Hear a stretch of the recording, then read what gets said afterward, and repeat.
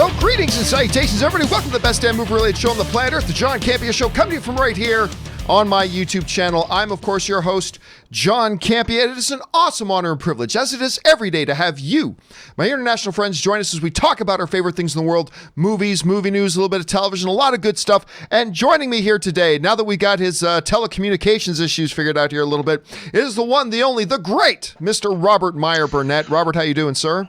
Well, perhaps not so great this morning. That was a little odd, John, but it's good to be here. It's a new week. There's lots of exciting news, and I'm very excited our podcast has come back for the year. Oh, yes, and I'm glad you mentioned that. So a little bit later today, guys, you guys have been wondering when the second season of Best Movie, Worst Movie podcast returns. It returns later today. Myself, Robert, and Cody Miller talking about the Best Movie and Worst Movie. The first new episode of the second season goes up later today. If you've already subscribed to the podcast, keep your eyes on your feed. That podcast will become a little bit later. Rob, we do have a lot of really, really cool stuff to talk about here today. But I got to tell you about this experience. I got to tell all you guys about this experience I had yesterday. So, Cody Miller, of course, Olympic gold medalist, getting ready for the next Olympics coming up here this summer. He's down doing the podcast with us. So he came down, him and his great wife, Allie, came down and stayed with us for a few days. And as a part, Cody and Allie are big into Pops, which you can tell I am, Funko Pops, like me. They're massively into the Pops, right?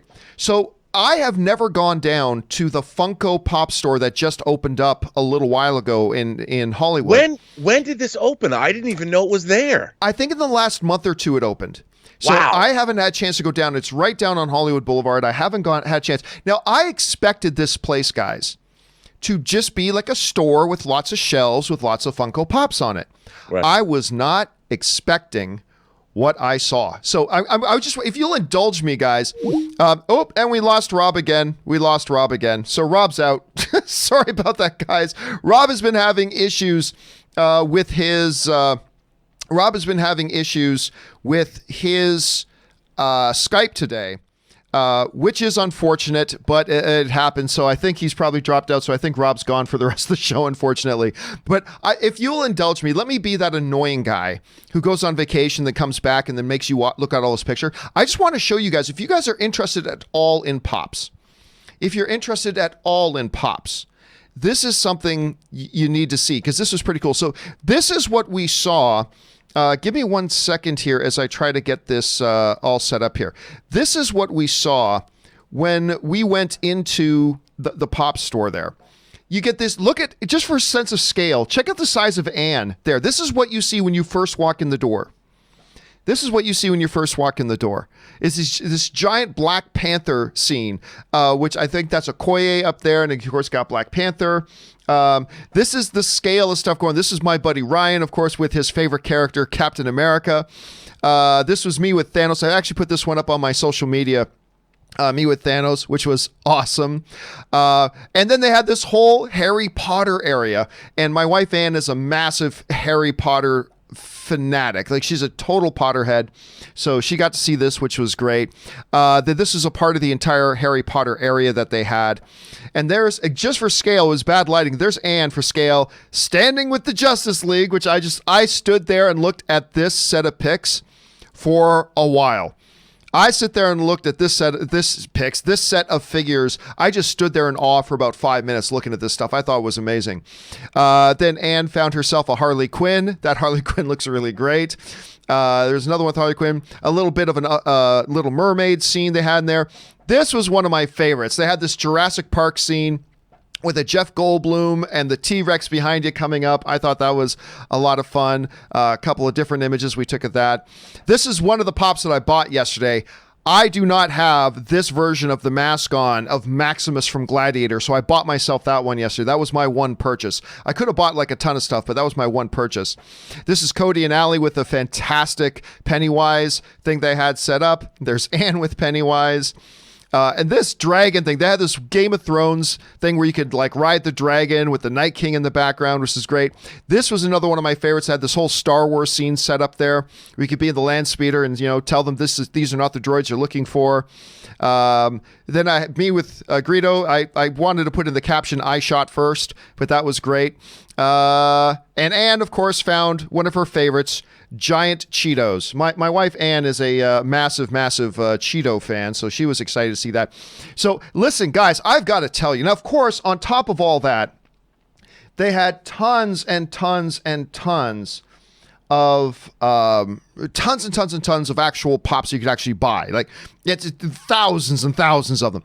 If you are into this stuff at all and you ever get down to LA or the Hollywood area, guys, you've got to go in there and check out this Funko place, because it was so much fun. We were in there for a couple hours. I think you'll have a great time. I guess I can take my headphones off at this point. But yeah, seriously, guys, if you're fans of movies or TV or the figures or collectibles, whatever, I highly, highly recommend that you guys dive in there and go see this place, because it was a ton of fun. All right. Okay. With that down and out of the way, guys, we do have some movie stuff here that we need to talk about. We're going to get to our main topics in just a second.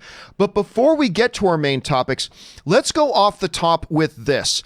It is, of course, award season right now. So, we've had, the Golden Globes have already happened. The Oscar nominations have come out. The Critics' Choice is done. A lot of things going on. But last night was the SAG Awards. And of course, that's the Screen Actors Guild. And it's the annual awards. It's the biggest honor other than an Oscar that actors can get, because it's the actual acting academy. It's the Actors Union that votes on these and bestows upon them. Now, there were some interesting and not so surprising results. Joaquin Phoenix took home Best Actor for a film. Renee Zellweger took home Best Actress for a film. Brad Pitt, who had a hilarious acceptance speech. Brad Pitt won Best Supporting Actor, and no surprise, Laura Dern won Best Supporting Actress for Marriage Story. But the big award at SAGs, their version, if you will, of Best Picture, their top award is Best Ensemble. So basically, best collection of actors doing a thing together. And the winner this year of Best Ensemble, and I couldn't have been happier for it, is the film Parasite. Parasite becomes the first foreign film to win the coveted Best Ensemble Award at the SAGs. And you know what? I've got to say, I completely endorse this. I absolutely, completely endorse this. This was the right pick, because it's not just this, and this is the thing for me, and maybe it's different for other people, but for me, when I think about Best Ensemble, this is the one thing that comes to my mind. It's not just a great collection of great individual actors, and all the performances in it are fantastic, but this ensemble, this collection of actors, had such incredible chemistry together. Like, together, they made this movie work. And it's the dynamic both between, the Khan family and the Home family, and their dynamic with each other, the dynamic between the siblings, but the dynamic between the husband and wife, the dynamic between the parents and the children. I mean, just as a team, this group of actors was phenomenal. And that, of course, is also a credit to the director of the film, Bong Joon-ho, for really bringing out those performances and really getting the top-notch efforts out of all of them and really making them blend well together and, again, work together as a team. And I'm telling you what, I am thrilled for Parasite. It is my number 2 favorite film of the year. Parasite. So for me, it was great to see that last night and great to see it. Now, whether that gives any momentum to Parasite going into the Academy Awards, I don't know how much momentum SAG actually generates, but it was a very, very cool thing to see, and I'm happy. Question is, how do you guys feel about Parasite taking the Best Ensemble Award? I think that was a no-brainer. How do you guys feel? I mean, I also maybe would have gone Knives Out, but they didn't even get a nomination, so take that for what it is. But I was super happy for them. How do you guys feel about it? Jump down to the comment section below and let me know your thoughts. All right, guys. With that down and out of the way, let's move on to our main topics today. And how do we select our main topics here on the John Campea Show? Well, it's really rather simple. You see, you guys come up with them by going 24/7 over to www.thejohncampeashow.com/contact. Once you guys get there, you're going to see a form. Fill it out with your topic or question, and maybe, just maybe, you might see your question featured here as a main topic on the John Campea Show. With that down, let's move on to our first main topic today. And our first main topic today gets submitted into us by Henry B., who writes, "Hey, John, So I know you and Rob are really excited about the new Dune movie. That's an understatement. I think we all are. So I was just wondering if you saw the comments coming out about the first screening of some footage some industry people got to see. They're comparing it to Lord of the Rings and Star Wars. What do you think of the reports, and is it safe to get crazy excited now? All right, thanks a lot for sending that in, man. And yes, clearly one of the films that a lot of us are super excited about this year, the 2020, is the new Denis Villeneuve version of Dune. You know, the casting has been incredible. Of course, it's being led by who I believe is going to be the next Daniel Day-Lewis, Timothée Chalamet. So that looks fantastic. Everything sounds good. But yep, apparently they've shown some footage to a group of industry insiders already, one of which is a sci-fi novelist by the name of Brian Clement, who came out on social media and talked about his viewing experience, and this is what he had to say about the footage he saw from Dune. He said the following: "I'm not exaggerating when I say a lot of people will have goosebumps/tears when they see this movie. I might. Heck, when they see the footage I saw, they will. As a follow-up, my opinion on the new Dune based only on the footage I saw, since people are curious, I think this will blow people away the way that Lord of the Rings did 20 years ago and the way Star Wars did 40 years ago." Wrap your heads around that. I think this will blow people away the way Lord of the Rings did 20 years ago and the way Star Wars did 40 years ago. It's not Jodorowsky's or Lynch's, but maybe Villeneuve has filmed what many have considered to be, for a long, long time, the unfilmable.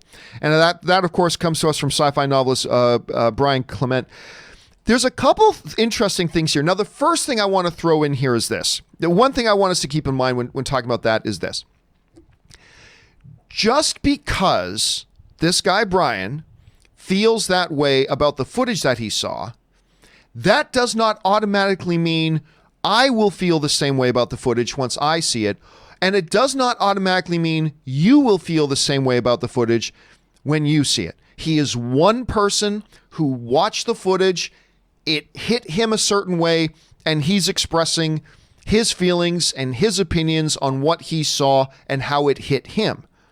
Now, I believe 100% that he's telling the truth, but just because that is the truth for him, that does not necessarily mean it will be the truth for me. Like maybe when I see it, I won't like it. Maybe when you see it, you won't like it. But I do still think to have somebody come out and make comparisons like it'll have an impact like Lord of the Rings had impact. It'll make an impact like Star Wars had when it came out. Because you're talking about maybe the two biggest, most influential things in film history, with the impact Star Wars made when it came out 4 decades ago, and the way Lord of the Rings made an impact when it came out so long ago. Those are big, big, big words. All right? Those are big words that are going to be very, very difficult to follow up on. But it is nonetheless. And listen, one of the reasons I think we can give a little bit of credibility to this is you got to keep a couple things in mind.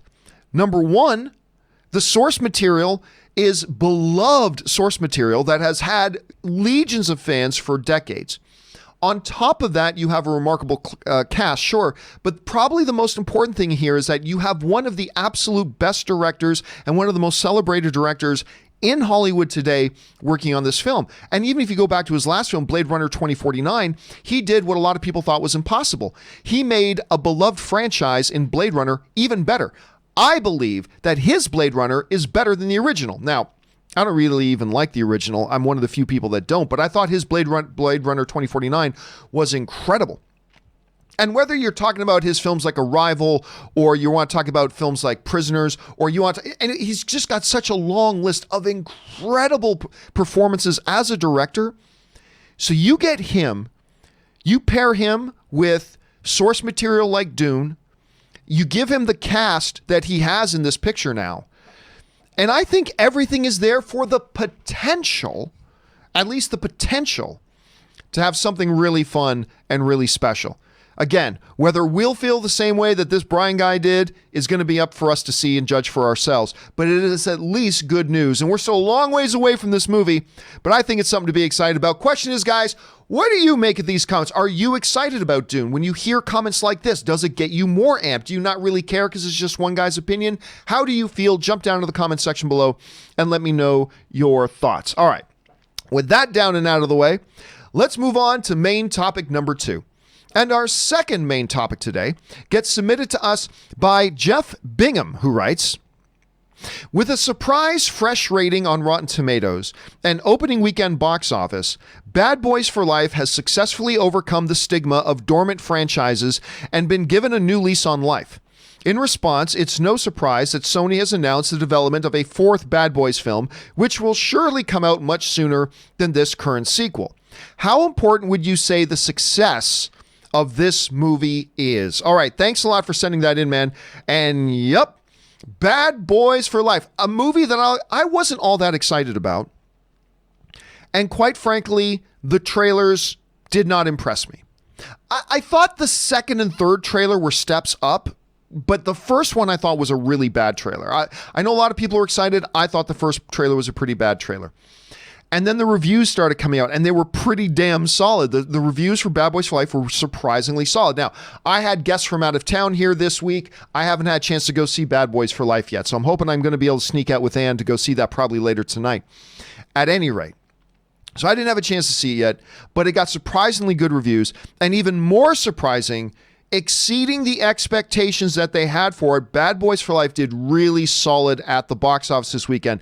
Bad Boys for Life made $59.175 million at the weekend. Now, some of you might go, wait a minute, I thought I heard it made like $68 million. That was for the 4-day weekend total. The actual weekend total was 59.17, which actually makes Bad Boys for Life the second biggest opening weekend in January history. Only behind, I believe, American Sniper is the only one that it's behind, which made like $89 million, something like that. So Bad Boys for Life sets an incredibly impressive mark with that. Following out the top 10, Dolittle, a $175 million movie, made $22 million on its opening weekend. We're going to talk about that in just a little while. 1917 continues to impress with $22.1 million. Jumanji: The Next Level makes $9.5 million. And Star Wars Episode 9, The Rise of Skywalker, comes in with $8.3 million. Of course, it's already eclipsed the $1 billion mark, and it just keeps getting higher at this point. So yet another $1 billion film for the Star Wars franchise. But the main story here is Bad Boys. Bad Boys for Life does incredibly well. And I got to say, I'm a little bit surprised because when I heard that the opening weekend projections initially were around the $40 to $50 million mark, I thought, wow, that's really good. And I could see it doing that. Listen, if Bad Boys for Life came in on its opening weekend at $40 to $50 million, I think that would have been really good. I think it would have been something they could hang their hat on and build on. Making almost 60, they got to be thrilled with that. They got to be thrilled with that. And I think it speaks to a couple of things. I think the first thing it speaks to is this: Will Smith is still a bankable movie star. Now, some people started to bring that into question because of Gemini Man, but the fact of the matter is Gemini Man never looked that good. The trailers never really told people what the movie was about. I enjoyed the trailer myself for what it was, but it didn't do anything to hook new audiences in to come see it. And then, of course, the word of mouth about Gemini Man was really poor. But everybody wants to bring up Gemini Man, but they keep forgetting about Aladdin. You know, Will Smith crushed it in Aladdin. And I think one of the big reasons that Aladdin crossed the $1 billion mark is that Will Smith did such a great job as Genie. So Will Smith's name in a movie does not guarantee big box office. No actor does, not even The Rock, right? But he's as bankable a movie star, I believe, as just about any. Again, I think maybe the only other guy I would consider as bankable as Will Smith is probably Dwayne Johnson. And I think this kind of speaks to that. It also speaks to just how beloved the whole Bad Boys franchise is. Now, I don't like the second Bad Boys movie nearly as much as a lot of people do. I'm not a huge Bad Boys 2 fan at all, but I love the first one as much as anybody else. But I'm not a huge fan of the second one, that's fine. But a lot of people absolutely adore this franchise. A lot of people grew up watching Bad Boys. For a lot of people, when you talk about a cop movie or a buddy cop movie, the very definition of that phrase to them is the Bad Boys franchise. So you do a return like this, Will Smith just coming off a $1 billion film with a beloved franchise like this, and most importantly, you make it good. It got positive reviews. You know that helped it.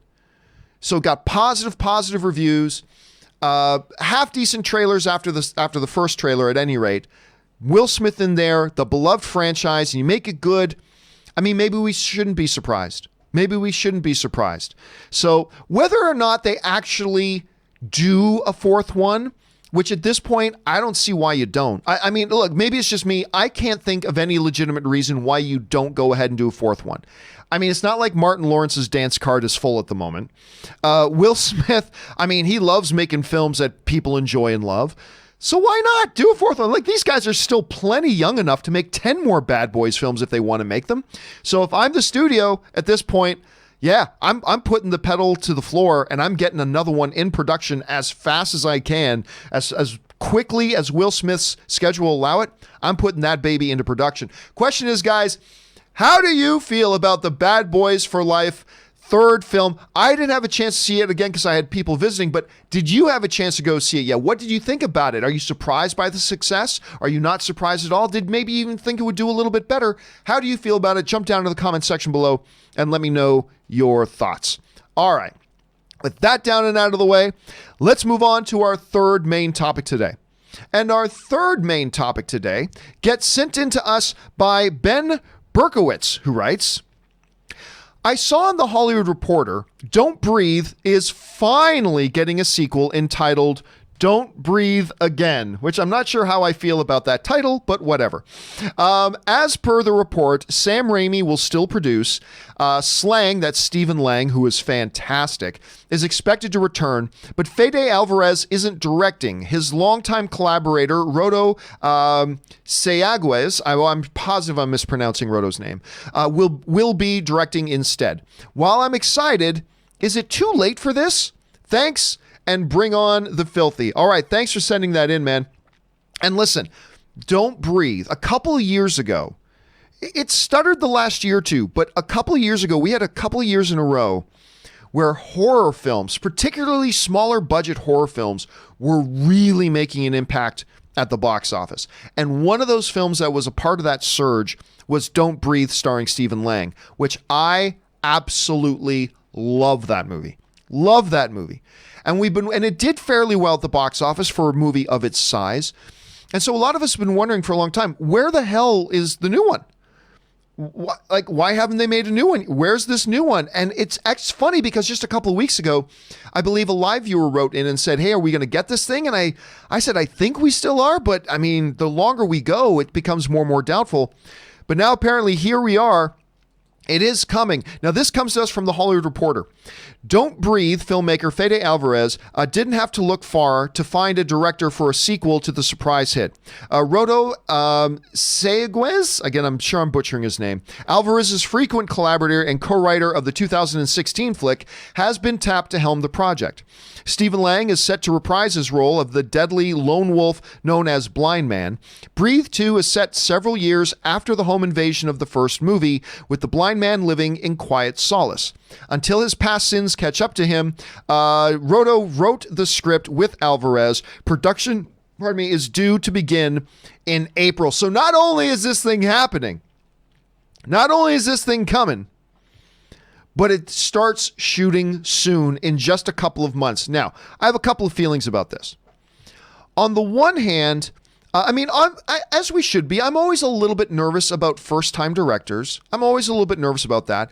But the thing is, a film like this, a film like Don't Breathe, is exactly the kind of film a first-time director should be working on. It's a smaller film. It's not a $150 million blockbuster. And it's somebody who's close to home, somebody who wrote this film and wrote the last film and worked closely with Fede Alvarez.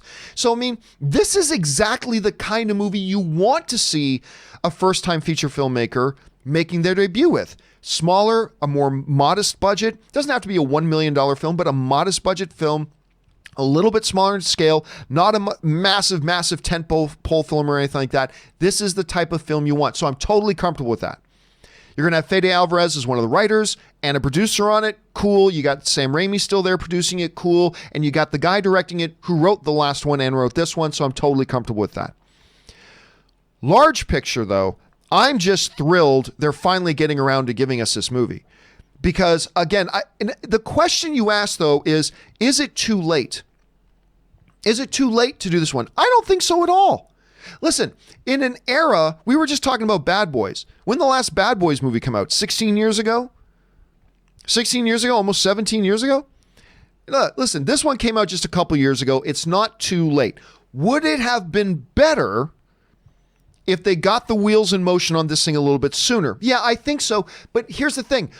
Oftentimes when we hear about a movie getting announced, we're still 6 months, 8 months, a year and a half away from that movie actually shooting. Quite often we hear such and such movie is going to happen. Great. And then it's not for another year or year and a half till it actually goes into motion. Well, they're going to start shooting this thing in April. So imagine us having heard about this and getting the official word on it 6 months ago. Again, is it a little late? Yeah, a little late. It would have been better if this was a little bit earlier. But honestly, it's not too late. As long as you make this thing great, as long as you make it solid, just like the last one was, you keep the budget under control, this can be another very profitable film for them. And I just got to tell you, as a fan of Stephen Lang, as a big fan of that first film, I am thrilled that they're going back to this. Question is, guys, how do you feel about them returning to the world of Don't Breathe with Stephen Lang? I am obviously tickled about it. Maybe you didn't like the first one. Maybe you don't care. Maybe you do feel it's too late. Maybe you're as excited as I am. Jump down to the comments section below and let me know your thoughts. All right. With that down and out of the way, let's now move on to our fourth main topic today. And our fourth main topic today gets sent in to us by Sean. And Sean writes, with Dolittle projected to flop hard, do you think we will start to soon hear that the character of Robert Downey Jr., the chatter of Robert Downey Jr., I should say, of Robert Downey Jr. coming back to the MCU? I have spoken. All right. Thanks a lot for sending that in, man. And yeah, as we looked on the box office chart, Dolittle, which if you watched the show last week, I gave my review of it. I was not impressed with this movie. I quite frankly, I think it's a very bad movie. It's a movie that tried very hard to be magical and entertaining for the audience. Full credit for the effort. Honestly, full credit for the effort. But it just didn't work. The execution didn't work at all, and it falls on its face, and it's just not a good movie. That's just my opinion. Maybe you feel differently, and that's totally cool. But for me, it just didn't work, unfortunately. The movie made $22 million. Now, for some films, that's wonderful. But for a movie that costs $175 million to make, sorry, a $22 million opening weekend isn't going to cut it. A $22 million opening weekend is just not going to cut it. And with the reviews for Dolittle hovering around like the 19% mark, unlike a Bad Boys, which is hovering around the 75+% mark, you have very disappointing turnout. You have very disappointing reviews. A lot of people aren't happy with the movie. I'm sure there are some people who are, which is the subjectivity of film, and that's great. The question that comes up, though, and the question that we have asked before, and we've raised a couple of times, is how does this, if in any way, influence Robert Downey Jr. and his desire or lack thereof to return or return more quickly to the MCU? That's the question. Now, of course, obviously in Endgame, Tony Stark died, but of course we know this is the Marvel Cinematic fake death universe, so it doesn't really mean anything that Robert Downey Jr.'s character died in the MCU. Nothing at all. We also know that there was a time, not so many years ago, when Robert Downey Jr.'s contract with Marvel expired and it looked like he was going to be done with Iron Man. He was finished with the character. The MCU was going to move on without him. It was all public. Marvel didn't want to pay him the money that he wanted. And then what happened? He did this movie called The Judge, which personally I like. I like The Judge. I think it's pretty good. But it did not do well at the box office. People didn't care and they didn't go to see it. And I do not think it's a coincidence that very, very quickly, after The Judge didn't do all so hot, we heard the official reports that Robert Downey Jr. and Marvel had re-upped and they signed a new deal. Do I personally think that Dolittle doing little, as everybody is punning about it, both with the critic response and obviously at the box office. Do I think this will in any way influence Robert Downey Jr. to hasten his return to the MCU? Because I believe it's always been the plan for him to come back at some point. Or to, if you believe he wasn't going to come back, to now come back to the MCU. And I believe absolutely this is going to have an influence on him. Absolutely this. I think you got to be crazy. I mean, we all have our own subjective opinions. It's all cool. But I'm saying, I think you got to be crazy to not believe for a minute that this first big blockbuster or attempted blockbuster film that Robert has done since Endgame comes out completely flat with the critics and falls flat at the box office, and who knows how much this money's going to end up losing. I always thought this movie was going to lose money, but I said I don't think it's going to flop hard. It may actually flop really hard. I didn't think it would flop hard. I thought it would lose money. I didn't think it would flop hard, though. It may actually flop extremely hard. But I think you got to be a little bit crazy, my friends, my brothers and sisters in film fandom, to not believe for a minute that this event isn't going to influence if Robert Downey Jr. comes back to the MCU or how quickly he comes back to the MCU. Because I believe the answer to that is obviously, absolutely it will. Now, look, to understand my perspective on this, as one individual film fan, you guys know I have always believed that Robert Downey Jr. was going to come back. I've always believed he was going to come back to this role. I said it's not going to be this year. It's not going to be next year. Hell, it may not even be in the next 3 years. But I've always believed Robert Downey Jr. will be back as Tony Stark in some way, shape, or form. Count on it. I just absolutely 100% believe that. I think this just cements that even more. Because look, some people will say, but John, Robert Downey Jr. already has so much money. He doesn't need to come back. And to that, I would say, you're absolutely right. Robert Downey Jr. has all the money in the world. He does not need to come back to the MCU. I 100% agree with that. Robert Downey Jr. does not need to come back to the MCU. But I'll tell you what. Robert Downey Jr. is not just a bank account. Robert Downey Jr. is a human being. He's a performer.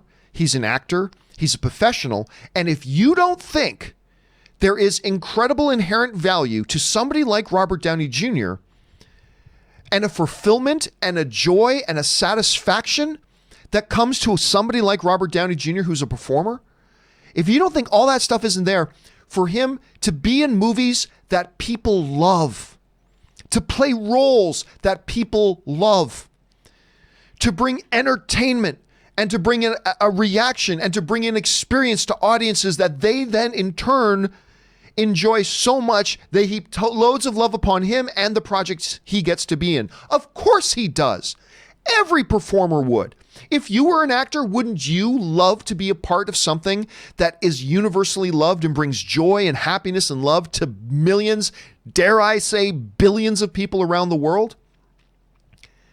Yeah, listen, Robert Downey Jr. at this point in his career, he's going to get his paychecks, whether he does Iron Man 4 or whether he does Dolittle 2 or whether he does Edwin the Human Fart Machine movie. He can do any of those and he's going to get his paycheck. Believe it. Money's not the issue here.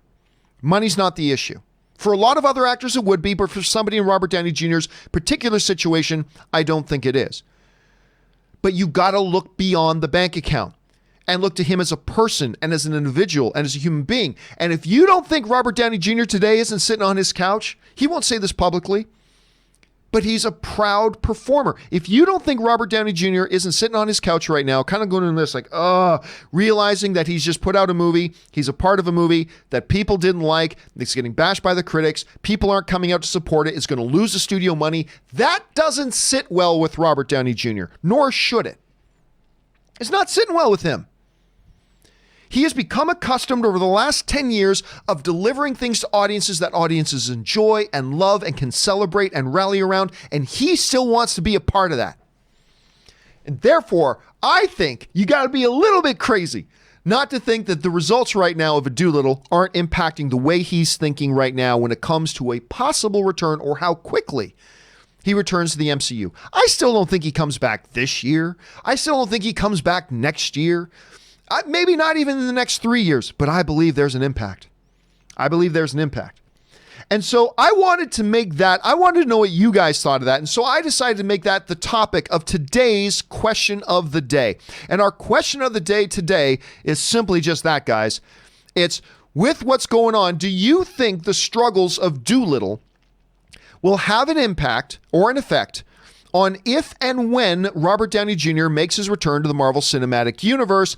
And right now, I put this up just before we started the show. Over 2,600 of you guys have registered your votes already. And right now, the vast majority of you are a little bit crazy. The vast majority of you are disagreeing with me. You guys are saying 67.4% of you guys believe, no, this is not going to have an impact on if or when Robert Downey Jr. comes back to the MCU. That's how you're feeling about it. 32.6% of you guys agree with me on that, believing, yes, it will have some sort of an impact. And I absolutely, so I'm going to disagree with you guys on this one. I absolutely believe this is going to have an impact.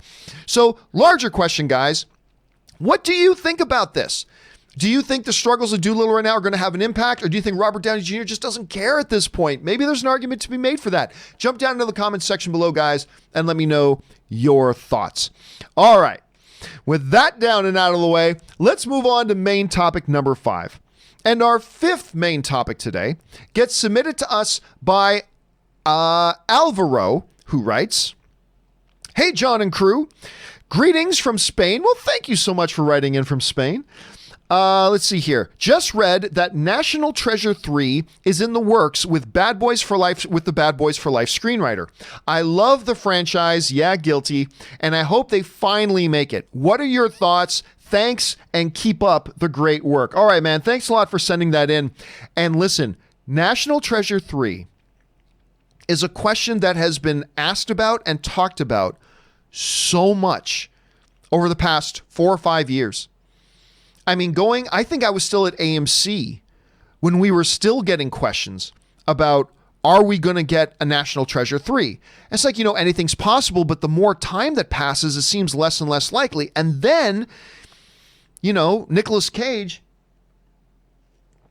who I love Nicolas Cage, but rightly or wrongly, fairly or unfairly, he's a lot of people kind of view him as a punchline to a joke these days, which is, we're talking about an Academy Award winning actor here. Anyway, and as time has gone on, I've felt less and less like we would actually get one. And listen, dude, you're not alone in loving those National Treasure movies. A lot of people really love those movies and has a really special place for a lot of people. I'm not necessarily one of them. I'm not necessarily one of those people who've been dying for another National Treasure movie, but there are a lot of people are. So to my surprise, and a lot of people's surprise, it looks like that's exactly what's happening. This comes to us from Variety. Disney and Jerry Bruckheimer are moving ahead with a 3rd National Treasure movie with Bad Boys for Life screenwriter Chris Bemner tapped to write the script. Bemner has also signed on to write a 4th Bad Boys for Sony, and Bruckheimer producing. Bruckheimer produced the 3 Bad Boys and the 2 National Treasure movies. So this is what they're saying. They're saying it's done. They're doing it. They're moving ahead with it. Now, it should be noted here that a couple of months ago, we did a story about how one of the producers of National Treasure said, hey, never count out a National Treasure 3. There are still people at Disney who talk about it. And maybe it's possible. And so, Rob and I talked about that a few months ago. It's like, hey, maybe it could happen. I mean, I still doubt it. It's looking less and less likely, but maybe it could. Well, here we are. Apparently they are moving forward and they're going to be doing this movie. The question is it a good idea? That's an interesting one to me. Is there enough of a nostalgia factor there with Nicolas Cage, with the National Treasure audience? Is there enough pull there for people to come out and make a National Treasure movie successful? Can people come in and make this thing work? Maybe. I mean, you're talking about a producer and a writer team that just did it for Bad Boys. So what's saying they can't do it a 3rd time? The biggest question for me, though, is this.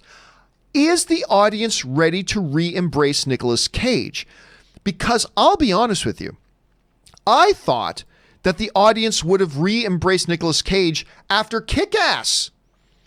When Nicolas Cage was in Kick-Ass playing Big Daddy, oh my God, he's like the best part of that movie.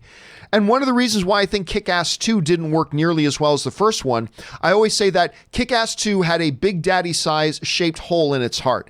Like, Big Daddy to me was the soul of Kick-Ass. And when he wasn't there, so when we saw Nicolas Cage in that first Kick-Ass movie, I thought, yeah, the world is ready to re-embrace Nicolas Cage, but it didn't really happen.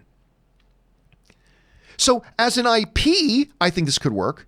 With the writer, I think this could work. With the producer, I think this could work. Having seen Bad Boys right now just come out and be successful after a long hibernation, we've seen that can work. I think right now the big question mark is, will the audience come out, re-embrace and re-support Nicolas Cage? I, for one, really hope so. Because I have a load of fun watching Nicolas Cage on screen. I've always enjoyed him on screen. I've always been cheering for his resurgence. I've been wanting a Cage-assance. It's time for the Cage-assance. We need the Cage-assance. We've had the Mcconaughey-assance. We've had the Keanu-assance. It's time for the Cage-assance. Maybe it'll happen. Now listen, just because Variety says that they're moving ahead with a National Treasure 3, that doesn't automatically mean that it's gonna happen, but it does look like it's in the cards at this point. So the question is, guys, how do you feel about this? Are you pumped about the idea of a National Treasure 3? Do you think maybe it's too little too late? Are you going, yes, finally? How do you feel about it? Jump on down in the comments section below and let me know your thoughts. All right, guys, with all that stuff down and out of the way, we're now going to move on to our live topics today. And if you want to send in a live topic, the way you do it is look for the link in the top of the description of this video. The link at the very top of the description of this video. It's streamelements.com/YouTube or movieblogtv/tip. You can see the link down there. Go ahead, click that link. Send in the question and we will get around to answering it here in the video and we'll move on from that. But before we get to that, guys, as is customary, we're now going to take a quick 4-minute break, give me a chance to rest the vocal cords, stretch the legs, refill my drink, all that kind of stuff, give you a chance to run to the bathroom, do whatever you have to do. So hang tight, guys. Don't go anywhere. We'll be right back carrying on with your live questions. Don't go anywhere.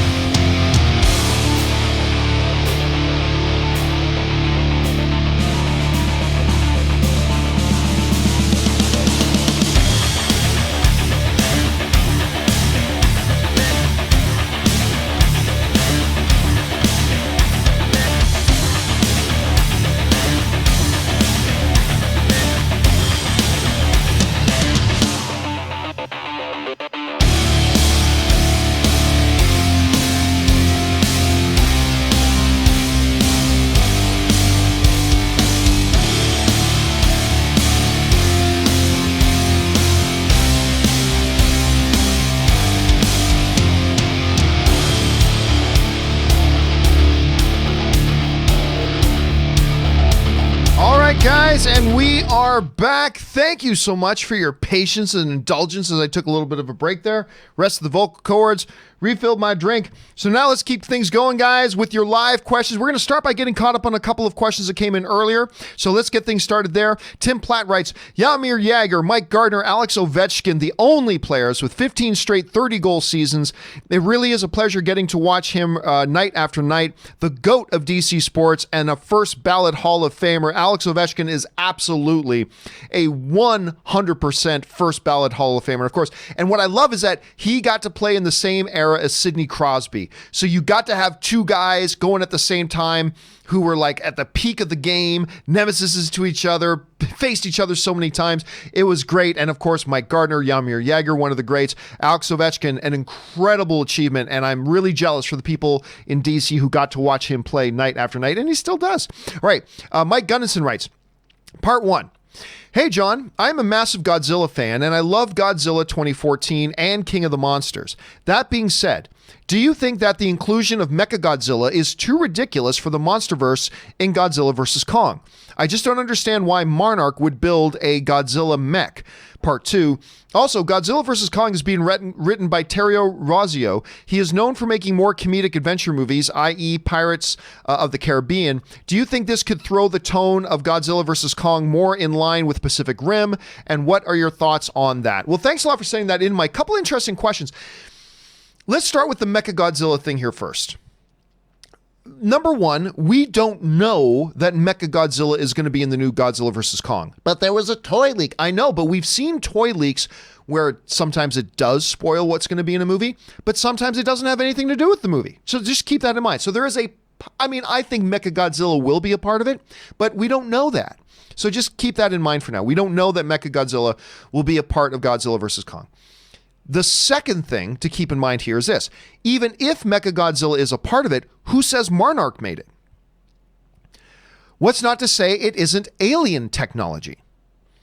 We are talking about giant titans walking the earth. I mean, alien technology sending down a giant robot is not that far of a stretch from what we have in this movie, right?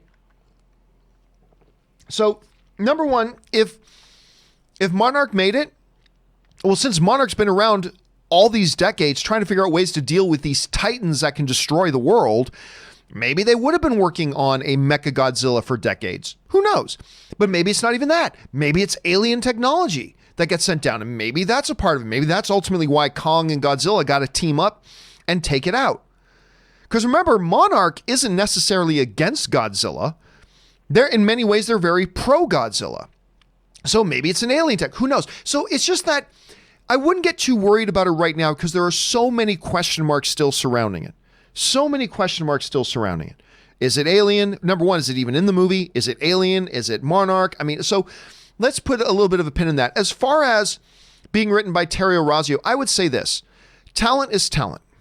You know, Kevin Feige, when I asked Kevin Feige about getting in this guy, James Gunn, who's done these low-budget horror films to do Guardians of the Galaxy, I asked Feige, I said, did you have any apprehension about going with the guy? Because he's never done anything big and he's kind of done different things. And this is what Kevin Feige told me. He goes, a good storyteller is a good storyteller. I mean, look at the Russo brothers. They did some pretty bad stuff. They did some good stuff, but they also did some pretty bad stuff before coming on board and doing a Winter Soldier.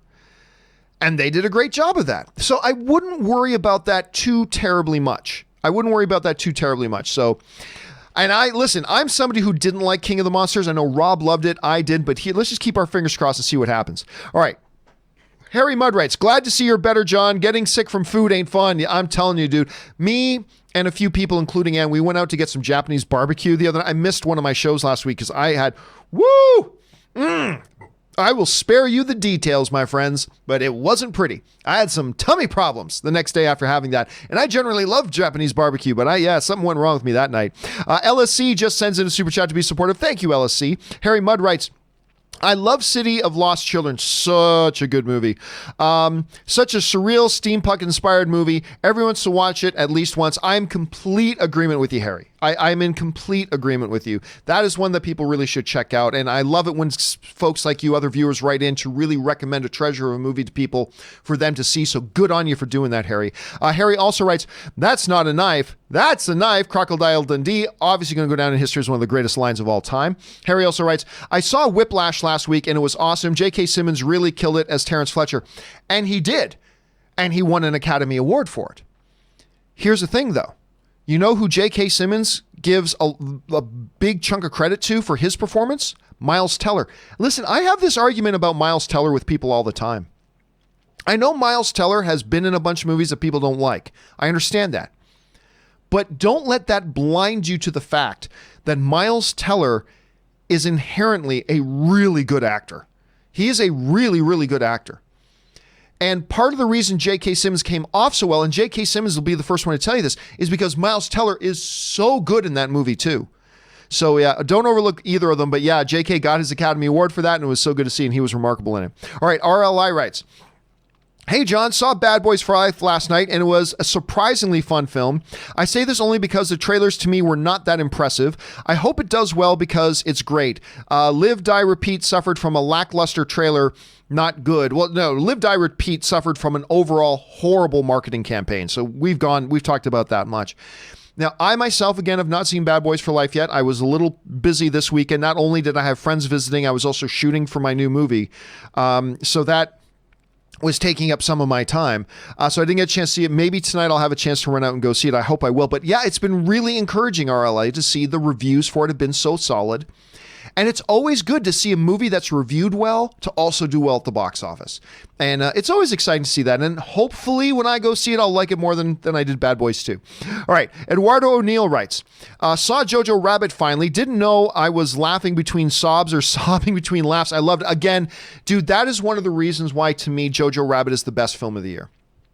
I mean, Taika Waititi does such an incredible job, and you guys are probably getting sick of hearing me talk about Jojo Rabbit at this point, but Taika Waititi does such a masterful job of bringing us back and forth between levity and laughing, and then shock, horror, and sobbing, and then back to levity, and then back to the sorrow, and then back to levity, and then back to the fear, and then, like, he does such a great job navigating us through that, Eduardo. It just was, I knew the movie would be good because I trusted Taika Waititi.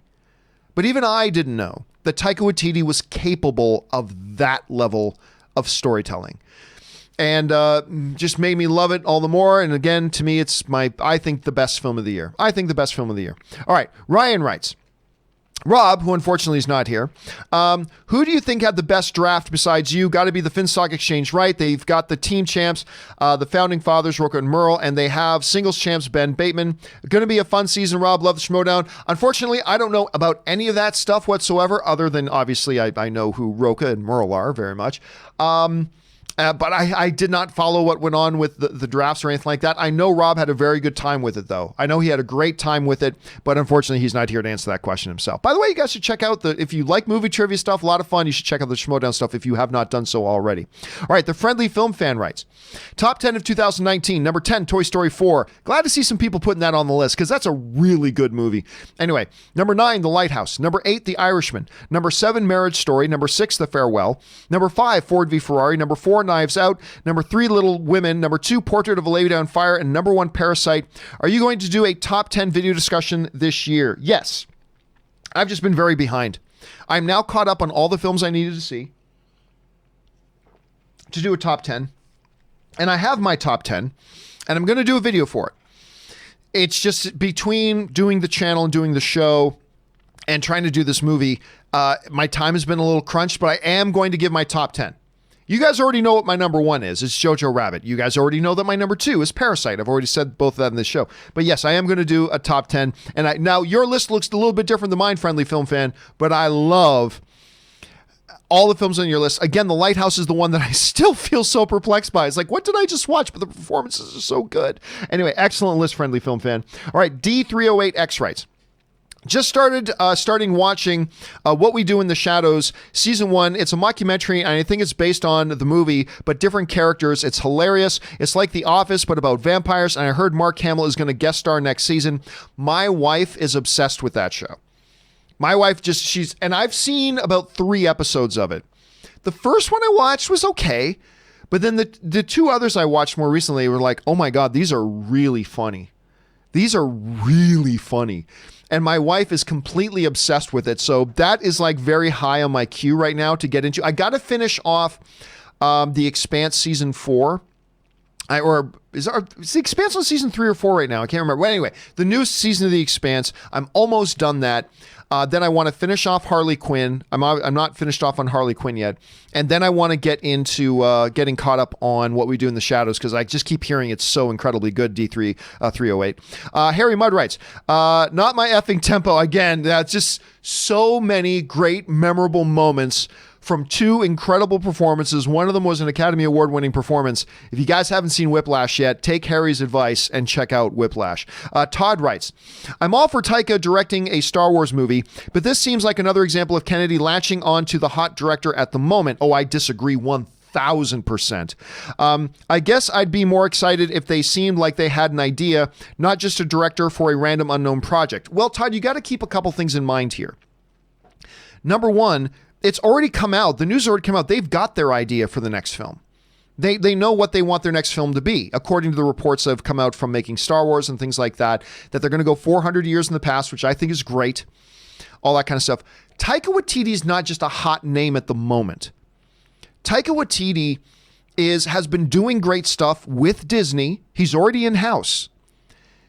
You know, between what he did with Thor Ragnarok and now what he did with Jojo Rabbit, getting Disney Oscar acclaim as well. He's already in-house. He's there. He's a part of the Disney filmmaking family at this point. And now his film is nominated for Best Picture of the Year. This isn't just some hot name at the moment kind of director pit. This is a guy that Disney has worked with. He's in-house and he's a massive Star Wars fan. And he just directed the season finale of Mandalorian. So he has worked in the Star Wars universe. So this is by no means, by any stretch of the imagination, a typical hot name at the moment kind of thing, which Kathleen Kennedy has been guilty of in the past. She has been guilty of that in the past. Not every time, but she has been guilty of that in the past. That's true. But I just think there's so many fundamental differences between the idea of getting a Taika Waititi, who is in-house, who has worked in the Star Wars universe, has worked in their Marvel universe. His films are getting Academy Award nominations, including a Best Picture nomination, all that kind of stuff, is so fundamentally different from just a hot name at the moment director. A lot of things that distinguish this. So I think I don't think it's a fair comment, Todd. I don't think it's a fair comment. Anyway, let's see what's going on here. Let's see. Kamani Jackson writes, hey, John, I saw a video online saying that Morbius was in Spider-Man Homecoming PC post-credits, and that he walked past Vulture and Scorpion as they were talking. When I watched it, you see a man with long hair and beard, but don't think it was Jared Leto. Your thoughts? Oh, no, I think that's ridiculous, Kamani. I think you're absolutely right there. No. Just no. I mean, look. You can look at that and maybe you see something go, oh, now in hindsight, no, that wasn't that. If they were going to get Jared Leto, even if they knew they were doing it at the time, which they didn't, and they were going to get Jared Leto, though, they would make it very obvious it was Jared Leto in it. They wouldn't do something like that. So I am 100% in alignment with your evaluation of the situation, Kamani. I do not believe that was Jared Leto at all. So, I mean, look, stranger things have happened. Absolutely stranger things have happened. But from what we have in front of us, I think you're 100% right on that. I don't think that was him. All right, the Friendly Film Fan writes, I think a part of diversity issue regarding the Oscars is the Academy's voting body still being almost 70% male and around 80%-ish white. A more diverse voting body could mean more diverse lineup in the nominations, and it could be an organic shift. Yeah, and that's why, remember, not the current one, but the previous president of the Academy was an African-American woman, and under her leadership, the Academy started making changes, and they started accepting more people who are just non-straight white men into the Academy body. And they've begun that process. It's a positive process. And again, the president of the Academy at the time was an African-American woman at the time. And so they've done that. And we saw with the latest inductees into the Academy, they've continued that trend. Now, I also don't believe look, with the year that Matthew McConaughey won Best Actor for Dallas Buyers Club, by the way, he totally earned it. I mean, I have no argument with that. But if I was a voting Academy member, that year, I personally would have voted for Chiwetel Ejiofor for 12 Years a Slave. Because I just thought Chiwetel Ejiofor was just that much better than Matthew McConaughey. But a lot of other people felt the other way, and that's fine. I don't think just because, listen, I don't think a Black Academy member that year would have automatically voted for Chiwetel Ejiofor instead of Matthew McConaughey because, hey, he's a Black Academy member. Chiwetel Ejiofor is Black. Therefore, the Black Academy member will just automatically vote for the Black actor. I don't think that's true at all. I don't think that's true at all. And I don't think that I, as a white, if I were a voter of the Academy, I don't think I, as a white voter, would have automatically voted for Matthew McConaughey just because, hey, he looks like me. I'm just automatically going to vote for him. I mean, clearly my pick was Chiwetel Ejiofor. So I don't know that it really goes. There are some people online who have been trying to make it look like it's just that, hey, listen, if you're a Hispanic voter on the Academy, you're just going to automatically vote for a Hispanic actor. And I don't think that's true at all. If you're white on the Academy, you're just going to automatically vote for a white person. I don't believe that's true at all. If you're a Black Academy member, you're just going to automatically vote who's Black. I don't believe that's true at all. But I still believe you do have to diversify the body itself, the Academy body itself. And the Academy has started taking steps to do that, and they need to continue to do so. And I actually think they're doing a pretty good job at that for now, as long as they continue. Anyway, it's a very, very deep conversation that I'm just treating on the very surface of levels right there. Friendly Film Fan also writes, have you or Rob watched Paddleton on Netflix? I've never even heard of it. Even on underrated lists, no one seems to be mentioning it. Such a wonderful film from 2019 with Ray Romano and Mark Duplass. Very moving. Also, shameless self shout out to the Friendly Film Fan. We get put in your web thing there. I am not familiar with it. Hold on a second. Let me look this up here. Paddleton. Let me see about this here. No, that's Paddington I found. I did not mean Paddington. I meant Paddleton. There it is. 2019 film. It was directed by Alex Lerman. Oh, really? Really? Alex Lemon. Really? He directed that. Okay. Anyway. So, I know. I'm not familiar with this film. Christine Woods, Mark Duplass, I really like, and I really like Ray Romano as a matter of fact, too. So, no, I am not familiar. Thank you so much for putting on the radar, man. I appreciate that. All right. Abdul writes, hey, John, just want to say thanks for always saying do something you want rather than just talk about it. I've always loved acting, and I will be joining the Neptune Theater in Halifax. Thank you always. Well, first of all, Abdul, number one, that's great. Too many people sit around and talk about what they want to do instead of actually doing something that moves them closer, because everybody's lazy. As a species, we are naturally lazy. And we make excuses about why we don't do the things we need to do, and we do all that kind of stuff. But the fact of the matter is, we just need to get off our asses and do something, and good on you for doing that. Secondly, I got to say, you mentioned Halifax. Now, I'm a Canadian kid. Everybody knows that. My hometown, the town I consider home, is Hamilton, Ontario, Canada. That's my home. To me, it is the greatest city in the world. I know every inch of that city. I love Hamilton. That's home. But I was not born in Hamilton, Ontario. I was born on the East Coast, my friends. I was born in Halifax, Nova Scotia, on the campus of St. Mary's University. I was born in Halifax, Nova Scotia, and I spent the first number of years of my life there. I still have family in Halifax. So you warmed my heart, Abdul, just mentioning Halifax. It makes me feel all warm and fuzzy. All right, Friendly Film Fan writes, I wanted to send one final of these to tell you and Rob, I greatly appreciate everything you guys do in keeping us movie fans up to date. You guys are two of the best parts of my day. I hope I can be as valuable to my readers as you are to your fans. Well, thank you so much, man. Listen, it is an absolute honor every day to, number one, be a part of the film fan community and to have the privilege to get up and talk about movies with my fellow film fans. That is like the greatest thing in the world, and I love doing this. Rob and I learn as much from you guys, I believe, as you learn from us. So I think it's fantastic. And thank you so much for the kind words, man. I really, really appreciate that, dude. Thank you for the support. All right. And an anonymous viewer writes, I'll never forget 2012 and opening weekend of Avengers. The hype was insane. It went on to break 200 million and shook the world. Ever since, movie after movie has broken crazy records. What happened? What changed? Did Avengers impact audiences in a new way? I don't know that it did that. First of all, I still remember that weekend. I was working for AMC at the time.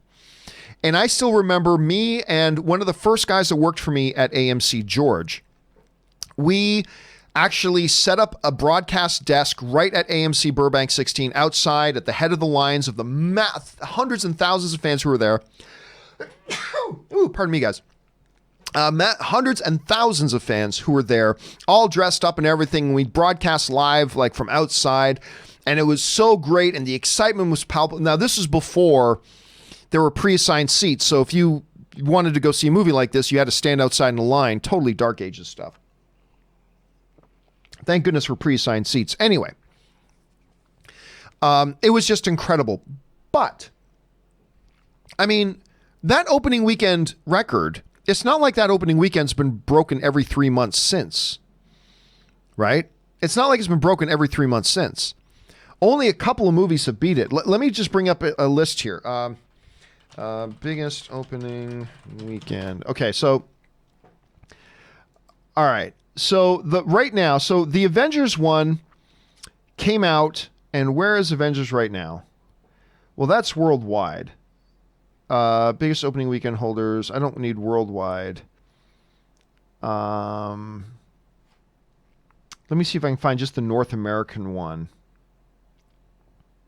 Okay, here we go. So the Avengers came out in 2012, so that's almost 8 years ago. 7.5 years ago. 207. In 8 years, almost 8 years, in almost 8 years, only 5 other films have come out and broke the record or have exceeded that Avengers number, right? So it's not like the record got topped every, 3 or 4 months. It's only happened 5 times in the past 7 to 8 years. Jurassic World did it in 2015 with 208,000. Also in 2015 was Star Wars The Force Awakens that made 247 million. Star Wars The Last Jedi exceeded it with 220. Avengers Infinity War exceeded with 257. And then, of course, the big one now, of course, one that I can't see getting beat anytime in the next 5 to 10 years, is Avengers Endgame that then made 357. So while it feels like everything's changed now, well, really it's only in the last number of years that it's been beat. It's only been in the last number of years that it's actually been beat. So not that huge of a tectonic shift when you really consider it. Not that huge of a tectonic shift. Anyway, 50 Shades of Geek writes, John, did you get a chance to go to the Schmodown Awards, or was it just Robert? No, I was not there. I didn't even know where it was or when it was. So no, I was not there for that. But Robert was, I'm sure. All right, Ben Heyusa writes, hey, John, it's been a while.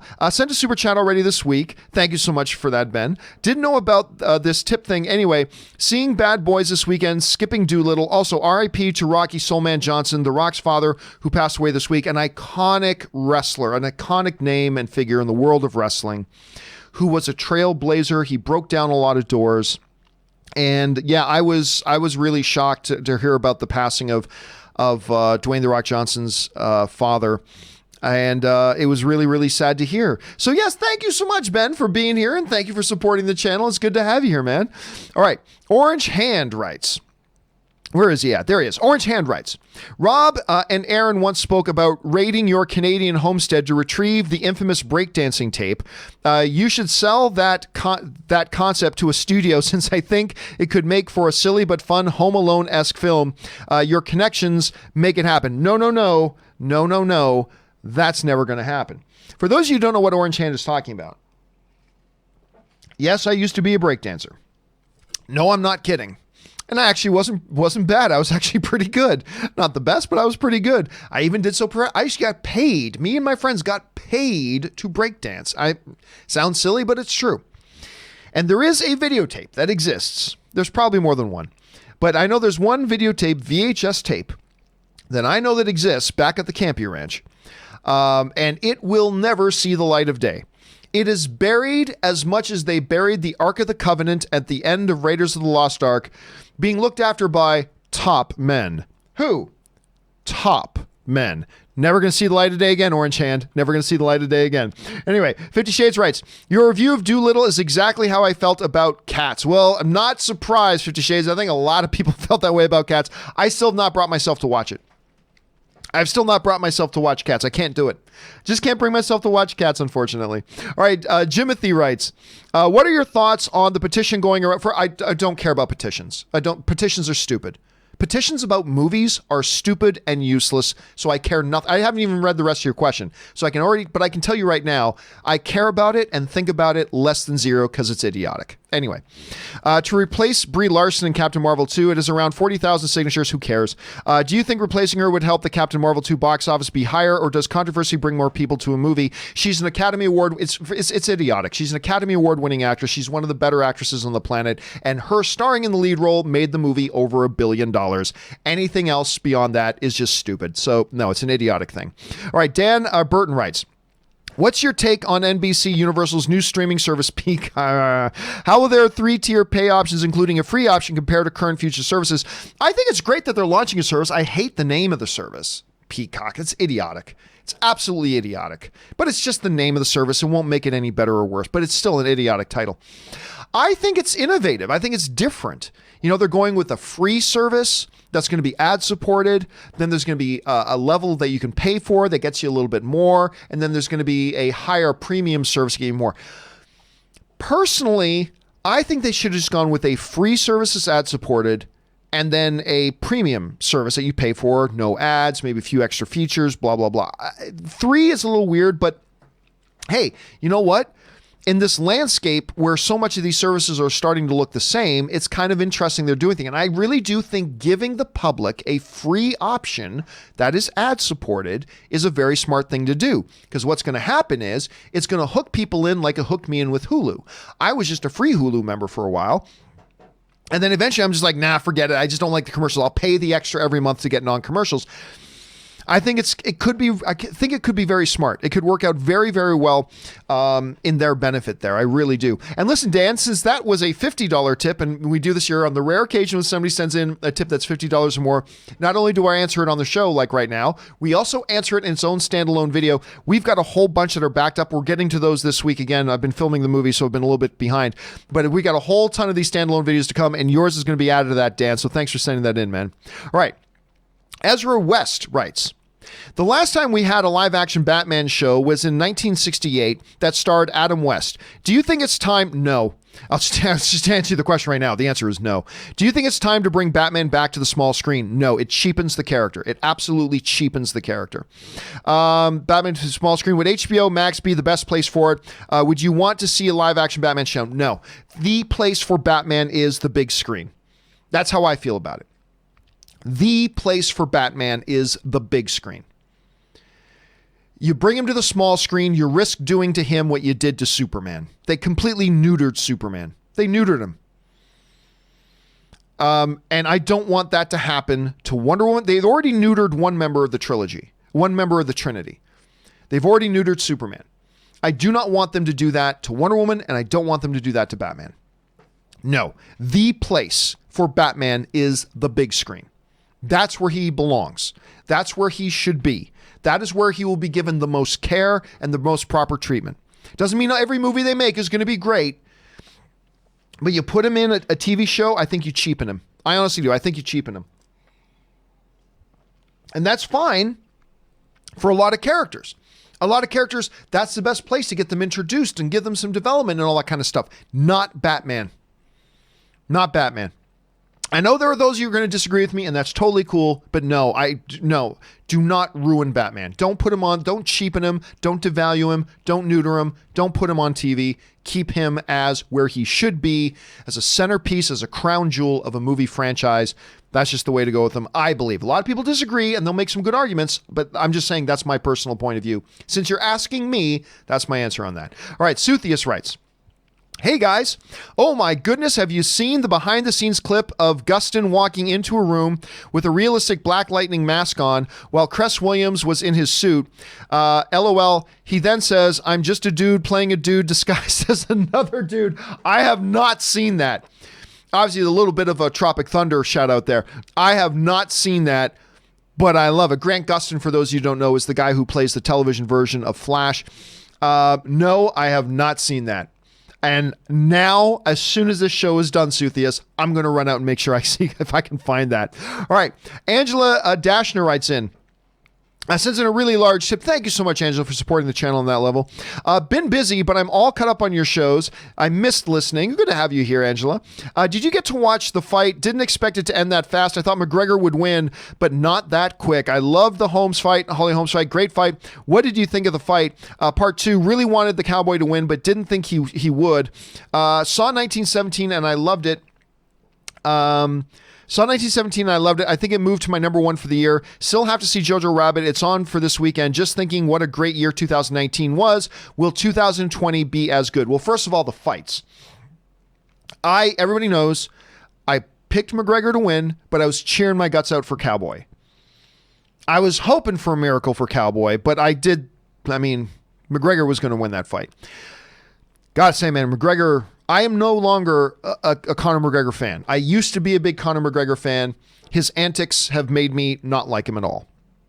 That said, he looked really good. He looked sharp in a 40-second fight, but he looked sharp and crisp and creative. Those shoulder shots, something that I first saw George St. Pierre do. Those shoulder shots, which busted Cowboy's nose and then blackened his eye. With those beautiful shoulder shots, beautifully executed head kick, and then his punches, as normal, were laser precision. It was really impressive. Now I think he's probably going to fight Jorge Masvidal. He'll destroy Masvidal. There's no doubt about it. He'll destroy that kid. But yeah, I wasn't thrilled with the Holly Holmes fight. I'm a big fan of Holly Holmes. I really thought it was too much just against the cage and not enough action going on. And I love grappling, but even for grappling, there wasn't much action going on. And of course, you know me, Jojo Rabbit's my number 1 film of the year, but I do believe that 1917 is going to be the movie that ends up winning Best Picture.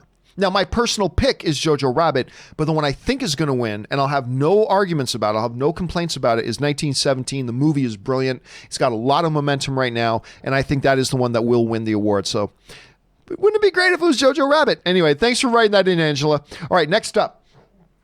Lewis Marty writes, 1 of 2. Hello. I've started watching about a month now, and I got to say I've been loving your show. Thank you so much for that, Lewis. Good to have you here, my friend. Please keep up the great work. So Saturday, I got the chance to watch Bad Boys for Life, and I got to say I was very impressed by it. As a fan of the previous installments, this movie really captured the feel of the previous movies. Not only that, but it found a way to compromise with the character's old age and the high action the franchise is known for. And listen, Lewis, that is what you just said there is actually a really good reflection of what I've been hearing from a lot of people, that it is both a true Bad Boys movie, but also one that did a decent job of adapting for a different era. This isn't 2003 anymore.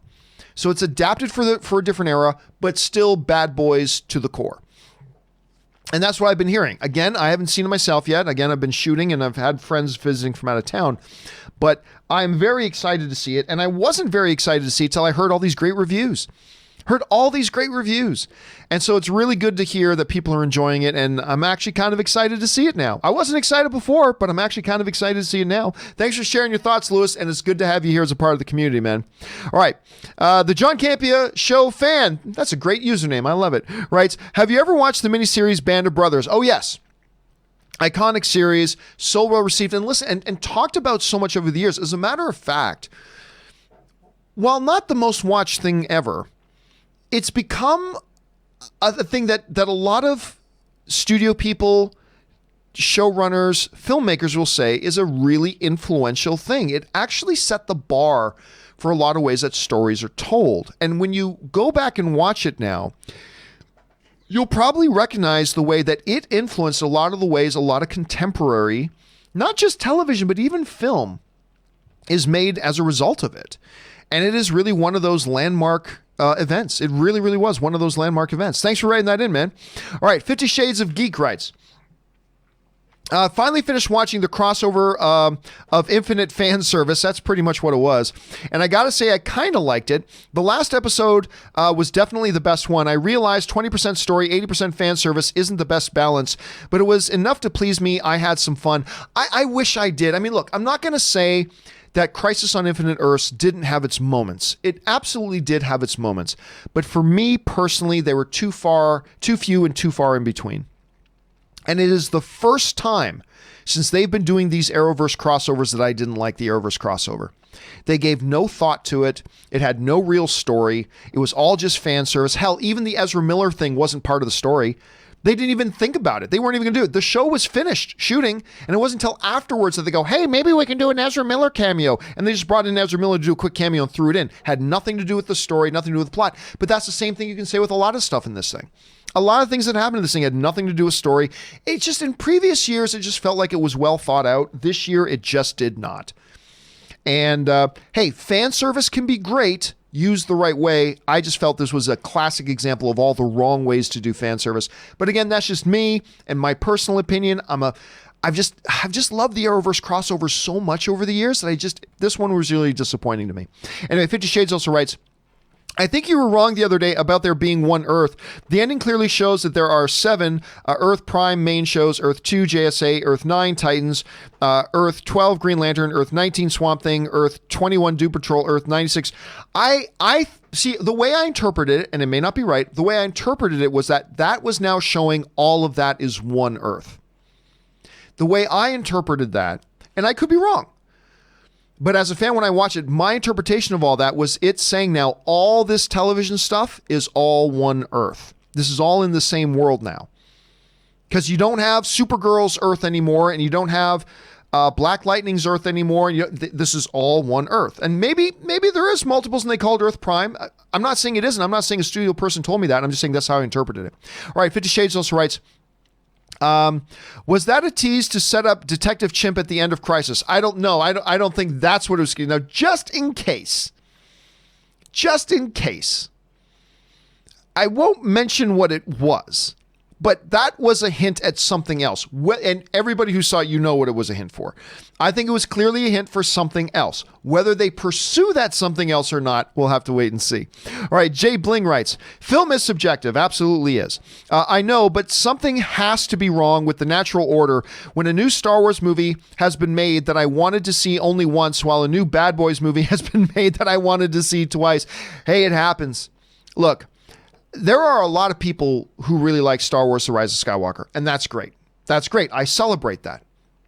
I love when people love movies, even if it's a movie I don't like. That's great. Unfortunately, I wasn't one of them. I did not like Star Wars: The Rise of Skywalker. And, the more I think about it, the more problems I have with it. Again, it has its moments. They do some interesting things. It definitely has some upside. I thought the humor is very well done. I really preferred the way they used Finn in this movie as opposed to The Last Jedi and all that kind of stuff. And they did some very, very good things. But at the end of the day, it's just one that wasn't working for me, Jay Bling. So I'm kind of in there with you. I haven't seen Bad Boys yet, but I'm kind of in there with you. All right, Ryan Lohner writes, it turns out I'm actually mentioned in Slugfest, as I was one of the Marvel interns who made the list of every single property they owned, though I never actually worked with anyone else. And this is the first I've heard that it wasn't just me. Really? Well, that's kind of interesting. I mean, that's a little something you can hang your hat on, right? That's actually pretty damn cool. And by the way, the book that Ryan here is so beautifully mentioning, Slugfest, the 50-year battle between Marvel and DC. You've heard me, if you watch my show regularly, you've heard me mention this book before. Absolutely get this book. If you are at all into comic book movies, like you don't even have to be all that into comic books, even if you're just into comic book movies, hell, even if you're just a film fan, this is a fascinating look at the history of the battle between Marvel and DC. It's revelatory, really. So get it. I checked it out. You should too. Maybe get the audible version of it and listen to it. It's read by, I believe the author reads it. It might have been somebody else. I'm not sure. But anyway, it's great. Check it out. Thanks for bringing that up, Ryan. All right. Faye Haberfeld writes, hey, John, hope you had a great weekend. I did have a great weekend. Thank you very much. A couple of quick questions. Number one, when will you post your top 10 list of 2019? Probably this week. I think I'm going to get around to it this week.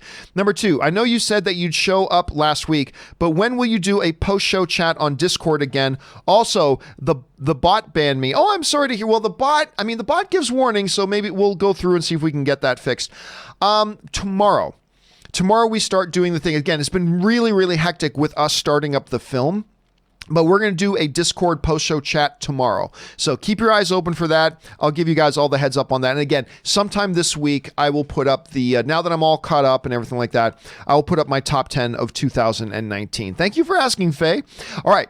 RLI writes, Sony greenlighting Bad Boys 4 opening day. Wise business move or marketing ploy?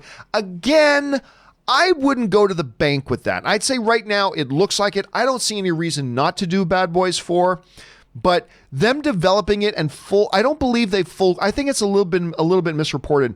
I don't think it's been full-blown greenlit. I think they're developing it, but a lot of films go into development that never actually get the final green light that says all the money is released, go make the movie. So I don't know if they're there yet, but I can't see them not. But look, the movie opened almost $60 million, right?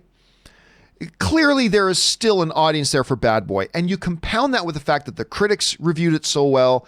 It did so well at the box office. There's clearly still a hunger for it. Why wouldn't you do another one? I think, again, it's not like Martin Lawrence has got 50 films lined up right now, so why not take advantage of that? You know, if people love seeing him in there, and people love seeing Will Smith in there, go for it. Absolutely do it. All right. Next up, George writes, I know you're going to disagree, John, but best theme in the MCU is Captain America Winter Soldier theme. Yes, better than Avengers. In this case, I think Avengers theme is just more catchy, just like Wonder Woman theme is more catchy, but Man of Steel theme is much better. Oh, I agree. The Man of Steel theme is the best theme. Man of Steel theme is the best theme in modern comic book movies. In the MCU, I don't know. Listen, honestly, George, I'm not sure I tremendously disagree with you. I'm not sure I disagree with you all that much. Now, I might at the end of the day lean towards the Avengers theme a little bit, but I can totally see an argument for that Captain America Winter Soldier theme. It was really good. And listen, as much as I kind of prefer the MCU movies, I think the DC movies have consistently done a bit better of a job. But yeah, man, I might actually side with you on Captain America. Again, probably lean a little bit more towards Avengers, but I think you got a very, very good argument to be made there. So don't be so sure that I disagree with you. All right. Murray Reich. Where are we at here? Murray Reich writes, Bad Boys for Life was so entertaining from start to finish. Martin Lawrence hasn't skipped a beat. I think he should continue to make good comedic movies when needed. Will Smith, great as always. Love the funny banter between the two of them. 7 out of 10. Martin Lawrence struggled a little bit. Like, everybody forgets that now. But Martin Lawrence struggled for a while with his comedies, right? He put out a number of comedies post Bad Boys that weren't all that great. But if you can then come back into something that you're familiar with and comfortable and get your creative juices and your feet reestablished in something that's known and familiar, that's a good way to go. And maybe this opens up for a new chapter of Martin Lawrence's career. Why not? Again, I haven't seen the movie yet, so I can't say that it will or that it won't, but why not? Why not? Indeed. I'm glad you liked it, Murray. I hope I liked it as much as you guys did. All right, George writes, and in Man of Steel, my favorite soundtrack is Flight. Oh, and not sure if you have watched this, but if you haven't, you got to watch this YouTube video made of this baby reacting to Superman flying in Man of Steel. Just type Man of Steel baby's perspective. You're going to love it. I have not seen it, and I can already tell that I will. Now, my favorite piece of music, you guys know this. I've talked about this. My favorite piece of music in Man of Steel is What Are You Going to Do When You're Not Saving the World? About 3 days a week as I'm in the shower, 2 to 3 days a week when I'm in the shower getting ready for the show, I pop that on because it's just a piece of music, gets my blood flowing, gets me hyped, you know what I mean? It's just a beautiful piece of music, but Flight is really great too, and I'm going to have to look up that video, George. Thanks for mentioning that to me. All right, because you guys know how much I love Man of Steel. All right, Murray Reich writes, as a football fan, I was disappointed how both games, especially the Niners-Packers game, were thrown away early. I was rooting for Titans to be the ultimate underdog Cinderella story to go all the way. Where was Rodgers' defense at? Who you got for the Super Bowl? Yeah, listen, I'm still stunned that the Baltimore Ravens aren't in the Super Bowl. I think the whole football world is stunned that they aren't there. And I don't know what happened to the Titans, man. I mean, they took like a 10-point lead. When I checked in on the game, they were up 17-10 or 17-7, I should say. They were up 17-7 at one point. And then before you knew it, the wheels came off. And you know what you know who won that game? It wasn't Patrick Mahomes. Mahomes was great. Don't get me wrong. You know who won that game for the Chiefs? Their offensive line. Because play after play after play, they got no pressure. I lost count of how many times Patrick Mahomes stepped back and had a full 4 count before there was any pressure on him, giving the receivers tons of time to get open or letting it break down enough that he would have an avenue to go and run for a first down. The offensive line of the Kansas City Chiefs were the MVP of that game, and good on them. They were great. I've got to lean towards the 49ers. And the reason I'm leaning towards the 49ers is because of this. Remember I just said Kansas City Chiefs offensive line, like Tennessee couldn't get any penetration? The 49ers defensive line will get penetration. Their defense is just too good. Patrick Mahomes is not going to have all the time in the world in the Super Bowl to just sit there and let a play develop. He's going to have to act a lot more quickly. He's going to have to be a lot more reactionary, and that could still be good enough for him to win the game. It could. But right now, if I had to put $5 down, I'm putting $5 down on the San Francisco 49ers. They just look way too good. And Jimmy Garoppolo is looking fantastic. So I think they are just a more balanced team, and I think it's going to be a great game, though. I think it's going to be an awesome game. All right. John Paul Jones writes, why do studios hire some directors who have a successful indie to then immediately a big budget project, example Colin Trevorrow, John Watch, Gareth Edwards, rather than someone who's done one before?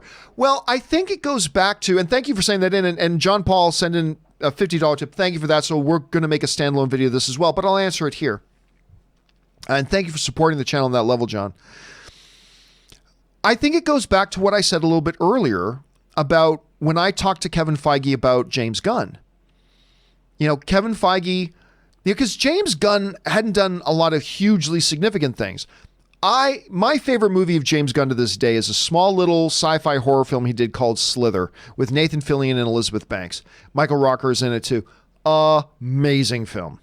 And then he did Super, he did some trauma stuff, but he was just, look, a good storyteller is a good storyteller.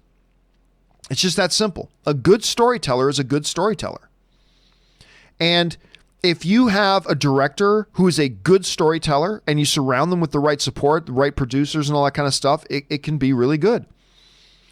And just because somebody who's done big films, yeah, but were they good? Were they great? And are they available and all that kind of stuff? Do they have the right take on this? Whereas you get somebody who's already shown they can make a great movie on a small budget without all the bells and whistles, and they knew how to make that movie great.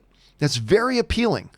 That's very appealing. I'll tell you what, as a film fan, that excites me. When I see somebody, a film director who did a great job with a small budget film and told a great story, then I get very excited about them being given a bigger project because they've proved they can do it. And that's kind of how I see it. And I think that's the best way to look at it. But look, it's always a case-by-case basis, John. It's always a case-by-case basis. So anyway, thanks for sending that in, and we'll address that again a little bit later in its own standalone video. All right. Kenneth Colton writes, hey, Gio and Rob. Since Rob broke the internet after reading Colin Trevorrow's episode 9 script on his channel, are you guys planning on discussing it? And it may be in its own segment or video. Would be great to hear both of your thoughts on this. Happy Monday, guys. Well, thanks for writing that in, Kenneth. And no, the answer is no. And somebody asked me that before. Somebody asked me the other day. It's like, hey, John, why didn't you make Rob's leak of the episode 9 script, Colin Trevorrow's script about that? Why didn't you make that a segment on your show? And maybe I was wrong, but my rationale was this. I didn't want to steal Rob's thunder.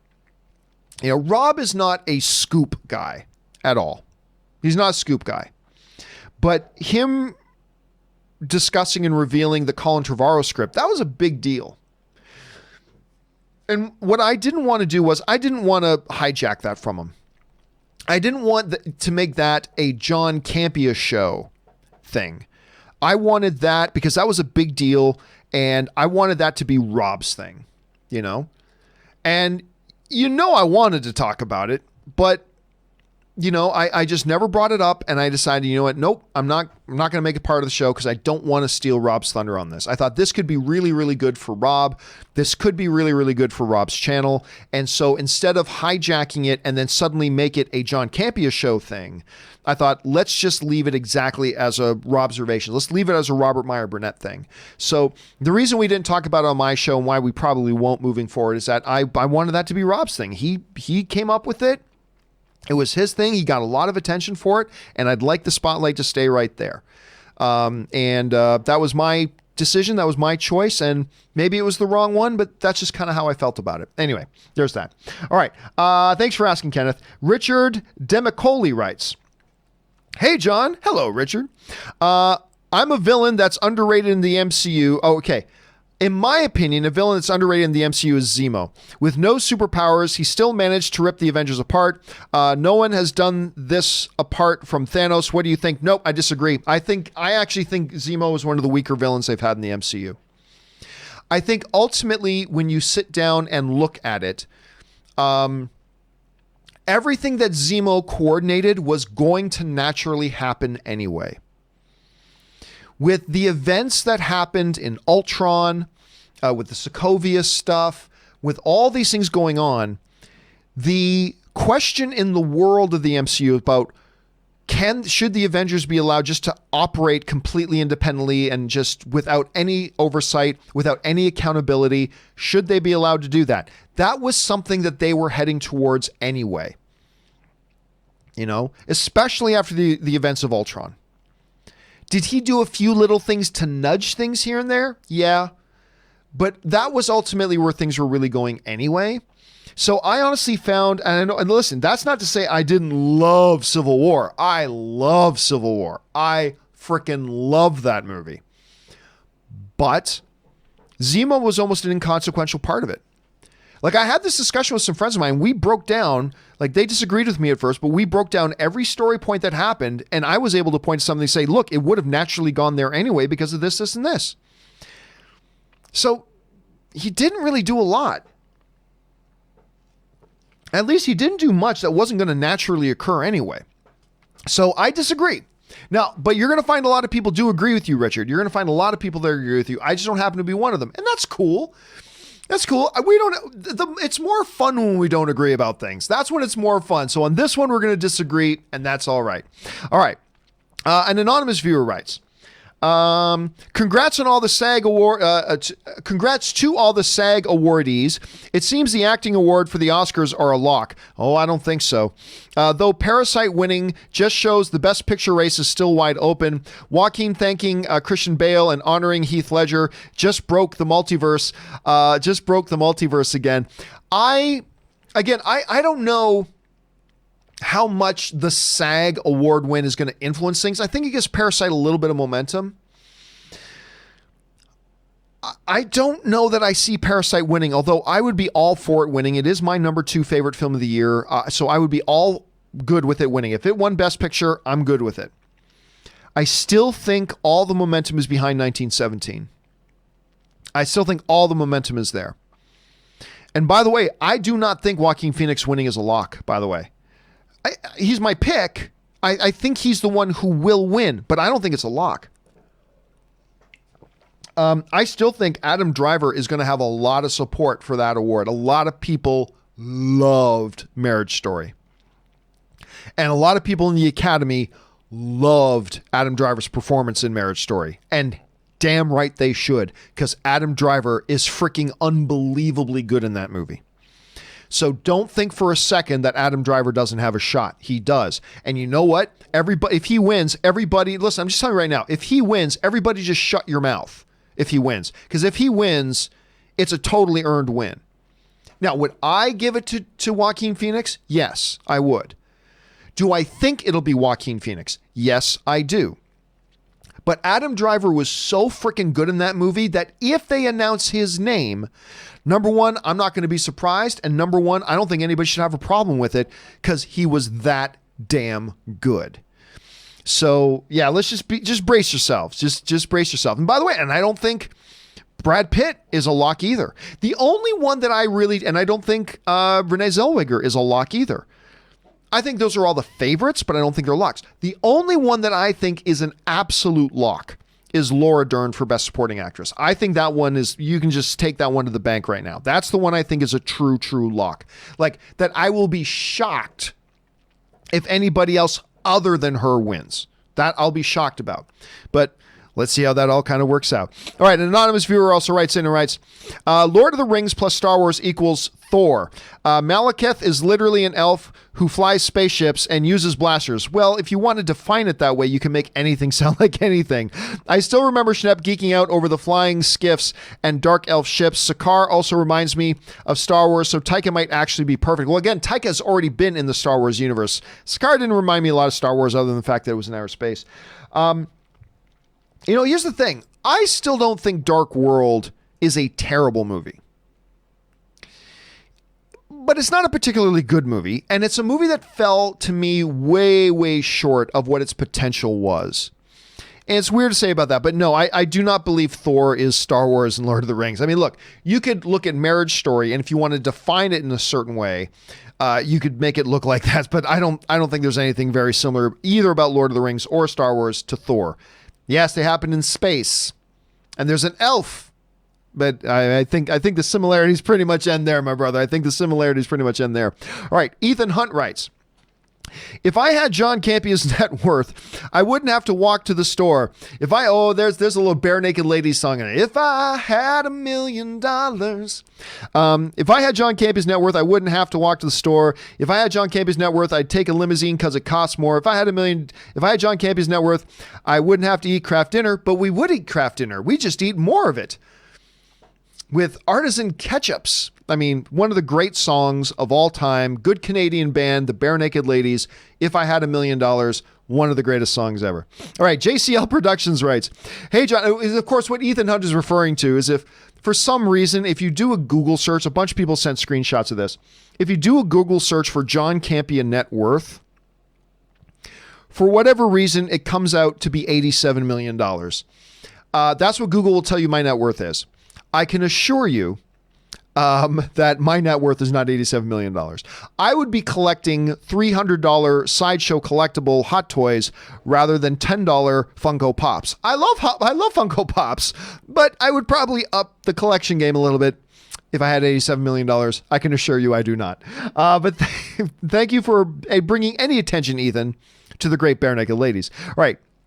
Where are we at here? Okay. JCL Productions writes, hey, John, how long did it take you to learn your system and switch by yourself? When you were at AMC and Collider, or were you good at it then and learned when you started your own show? I mean, it's a process. It's a process. Look, one of the reasons we were able to do things at AMC with the money that because everybody thinks, ooh, AMC is a big company. You must have had all the money in the world. No. When I started with AMC, we had an incredibly tight budget. Like, you'd be shocked to find out how small our budget was. And I don't blame AMC, because AMC was like, well, this is a new thing we've never done. So they give us a little bit of money. As a matter of fact, our offices didn't even have internet. I'm not kidding. Our offices didn't have internet. You know that converted store closet at AMC? We didn't have internet in it. And I had to go to Sprint and get one of those 4G hotspot boxes. And we were an internet company, and we were using this little dinky Sprint 4G hotspot box. We couldn't afford, because it was going to cost a lot of money to run cable into that office space that we were in. Couldn't afford it. We didn't have the budget for it. And so I went and got this Sprint hotspot box that was our internet for while we were at AMC. For while we were at AMC in the converted storage closet at the AMC Burbank 16. So, but one of the reasons we were able to do the amount of stuff that we did was because in one guy, me, for better or for worse, I was the main writer. I was the main on-camera talent. I was the main behind-the-camera director. I was the main technical guy. I was the one sourcing out all the equipment and gear that we would use and how it would be set up and how it would be used and all that kind of stuff. I was basically doing it all. Especially before Dennis got there. I was basically doing it all. So I needed to know how to do all this stuff. And yeah, I just knew how to do it. But I think it took me a while to get pretty good at it, because a lot of people I talk to, like, they're like, people I know who do live streams, they're like, wait a minute, how do you switch between you, a guest, multiple camera angles, bringing up graphics, blah, blah? How do you do that and talk at the same time? Like, a lot of people just don't. But you figure it out, and you just do it as long as I do, and you can figure it out. But yeah, I've been doing it for a long time. Thank you for asking, though. I appreciate that. Damo Davies writes, Academy Award winner Cher famously once said that actors don't consider her an actor and singers don't consider her a singer. To this end, do you consider Jennifer Lopez, Bette Midler, and Cher singers or actresses, and which is your favorite? Oh, out of those three, Cher is the best one. Cher's the best actress out of that group. And it wasn't just for Moonstruck, which is the one she won her Academy Award for. Speaking of Nicolas Cage was in Moonstruck with her. It wasn't just for Moonstruck. She's a great actress in a lot of things. Now, I'm from an era that I'm too young to really remember Cher as the musician. Like the Sonny and Cher era and all that kind of stuff, that was before my time. So my primary exposure to Cher is as an actress. So for me, I personally consider her more an actress. Bette Midler also. I really am more exposed to her and understand her more as an actress. Jennifer Lopez, I've more exposed to her as a musical performer. I'll be honest with you. I've never considered Jennifer Lopez to be that great of an actress. Don't get me wrong. I'm not saying I've never thought she was a bad actress. I've just never thought she was all that great. Just to be honest with you, I've never thought she was all that great. She's awesome in Hustlers. I was really impressed. She showed me something on screen she's never shown before as far as her acting repertoire goes. She was really, really good, but I'm going to stick with Cher as the actress, not just like whether it's Mask or whether it's Moonstruck or others. She's just a terrific, terrific actress, and that's just what I know her more for. Let's see. Great question, though, Damo. I like that question a lot. All right. Mary Sadai writes, one of two. Just saw Dolittle and found it delightful. Good for you, man. Thus, I am bewildered by the hateful reviews. It has a B cinema score and a Rotten Tomatoes audience score of 76%. Not great, but not awful. But anyone mentions is the dismal critics' Rotten Tomatoes score. Some of the reviews are truly hateful, such as calling Dolittle Cats 2. Could there be some unspoken agenda? No, there is no agenda. I know. Listen, I know whenever the critics say something about a movie that if critics like a movie, we don't, and when critics don't like a movie, we do. We always like to search for a conspiracy situation of agenda. There is no unspoken agenda. Everybody loves Robert Downey Jr. Everybody wanted this movie to be good, but it just sucks. You liked it, and that's awesome. I saw it, and I wanted to like it, but it sucked, in my opinion. Is there an unspoken agenda guiding the criticism of this movie? Nope.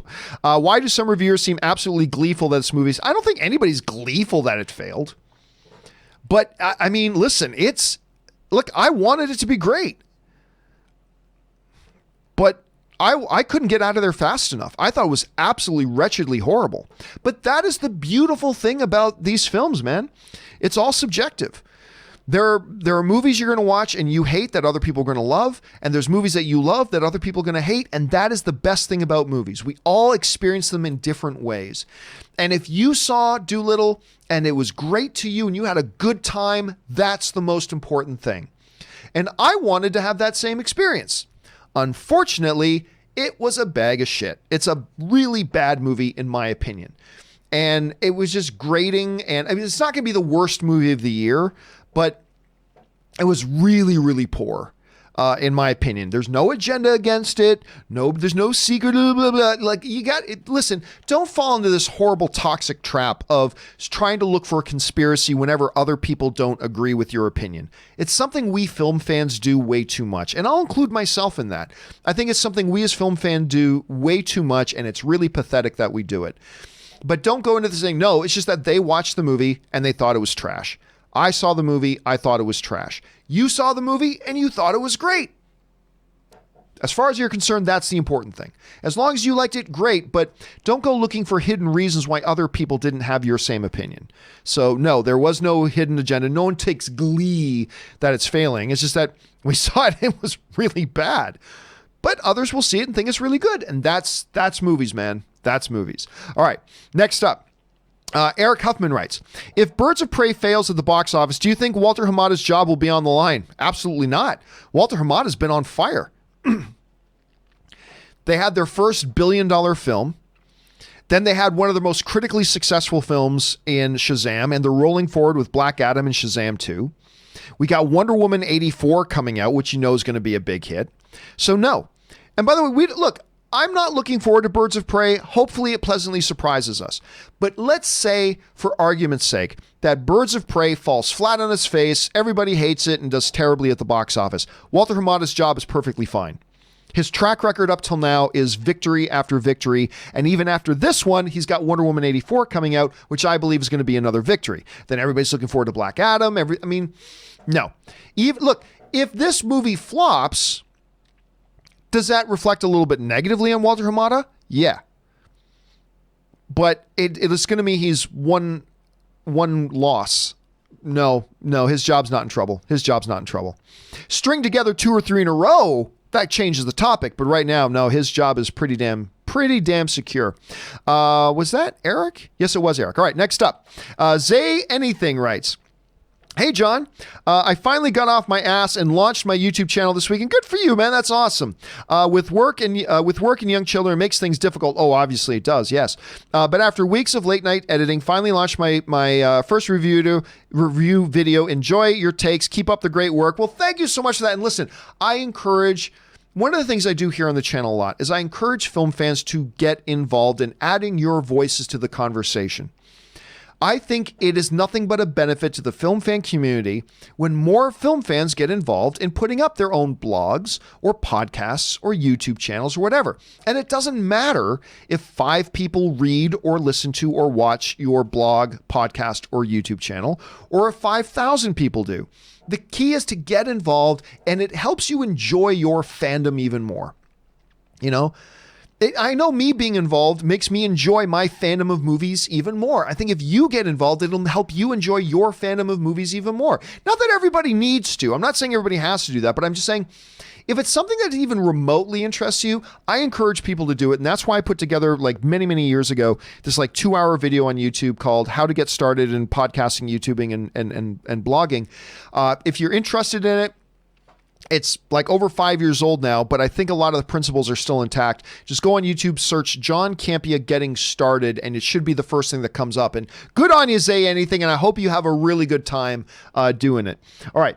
Matthew Phillips writes, hey, John/Rob, what are some lesser known movies you love that you would recommend? Thank you kindly. Well, that's a huge discussion to get into. I mean, it depends what you say by lesser known. I mean,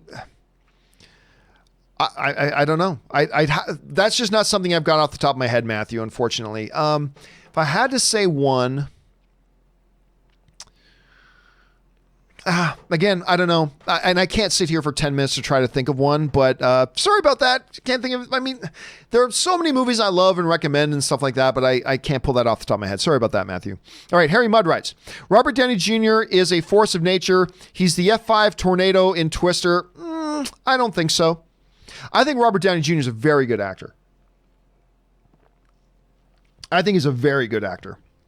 I don't believe he's a force of nature or anything like that. Like the only actor I would put on that level would probably be Daniel Day-Lewis. But Robert Downey Jr. is definitely a very, very gifted actor. There's no doubt about that. He's definitely a very gifted actor. All right. Tenest Avenger writes, sends in a very large tip. Thank you so much for supporting the channel on that level, Tenest. All right. I don't think Dolittle, let me try that again. I don't think Dolittle flopping will affect Robert Downey Jr. returning to the MCU. As you always say, Feige already has his 5-year plan set. RDJ or Iron Man were either already part of those plans or they weren't. Don't think Dolittle affects it at all, even 7 or 10 years down the line. And that's certainly a way to look at it. Like, for instance, it could very well be that he was already planned to return in the next 3 to 4 years. I mean, that could already be that could be the case. But then I think the struggles of Dolittle just cements that. So I think there is an impact. Then outside of 3 to 4 years, that's a big question mark, right? And if it was iffy, I think the struggles of Dolittle does have an impact, and it influences Robert Downey Jr. a little bit more to maybe consider coming back. If he hasn't already considered to. And if he already has considered coming back, then I think this just cements it even more. So I do believe there's an impact. But as we saw from the poll that we put up earlier, clearly, Test Avenger, most people agree with you. Most people don't agree with me. 2/3 out of everybody seem to agree with you, but 1/3 agrees with me. So you're in good company. A lot of people agree with you on that, but I still think it does. I still think it will make an impact and will have an influence on that. All right. Ralph Roshia writes, "Hey, John, I've seen The Rise of Skywalker 5 times, my mom twice, and we both love it, and we both agree that it's the best since the original trilogy. I know that, John, we disagree, but that's okay. As Han Solo once said, this is where the fun begins." Hey, listen, Ralph, there are a lot of people that like the movie, and I love that you like it. I love that you like it. That's tremendous, and I'm so glad you went to a Star Wars movie, and you had a positive experience, and you and your mom both had a good time, and it was fun for you. That's awesome, and I would never want to yuck on that yum. I wish I had the same experience, but I don't, and I didn't, and I don't like the movie, but that's okay. Again, that's movies. And what fun would there be in being in a film fan community together if we all thought the exact same thing? There's no fun in that. We can't be exposed to different perspectives or different points of view or different experiences with the movie if everybody always thought the same. I think the fact that we have different opinions about movies is what makes the movie so special. And I love that you loved it. Unfortunately, I didn't. I wish I did, but I didn't. But hey, there it is. But I'm glad you and your mom liked it, Ralph. All right. Atticus Wilson writes, "Most anticipated for the year from most to least, Tenet, Untitled John Campea movie." Well, thank you so much. Dune, Quiet Place 2, Venom 2, Morbius, Black Widow, Onward. There's some good movies to be excited about. And there's a number of others that aren't on your list as well. But man, I'm telling you what, even if all we had coming was Quiet Place 2, Dune, and Tenet, if that was it, that's enough for me to be really excited about 2020. And on top of that, something like Onward looks fantastic. We've got, the new Wonder Woman movie coming. I'm super excited for Venom 2. I'm curious about Morbius, and there's a ton more as well. I think this is going to be a really good movie, Atticus, so I like your list. Thanks for sharing that, man. All right, Mike Gunninson, and we'll wrap up the show, guys, with this. Mike Gunninson writes in, one of two. "John, I wanted to discuss another series that I love, but can't help but be a little worried about. John Wick. The thing is, John Wick 1 through 3 are amazing action movies. That being said, I seriously thought they should have made 3 an epic conclusion.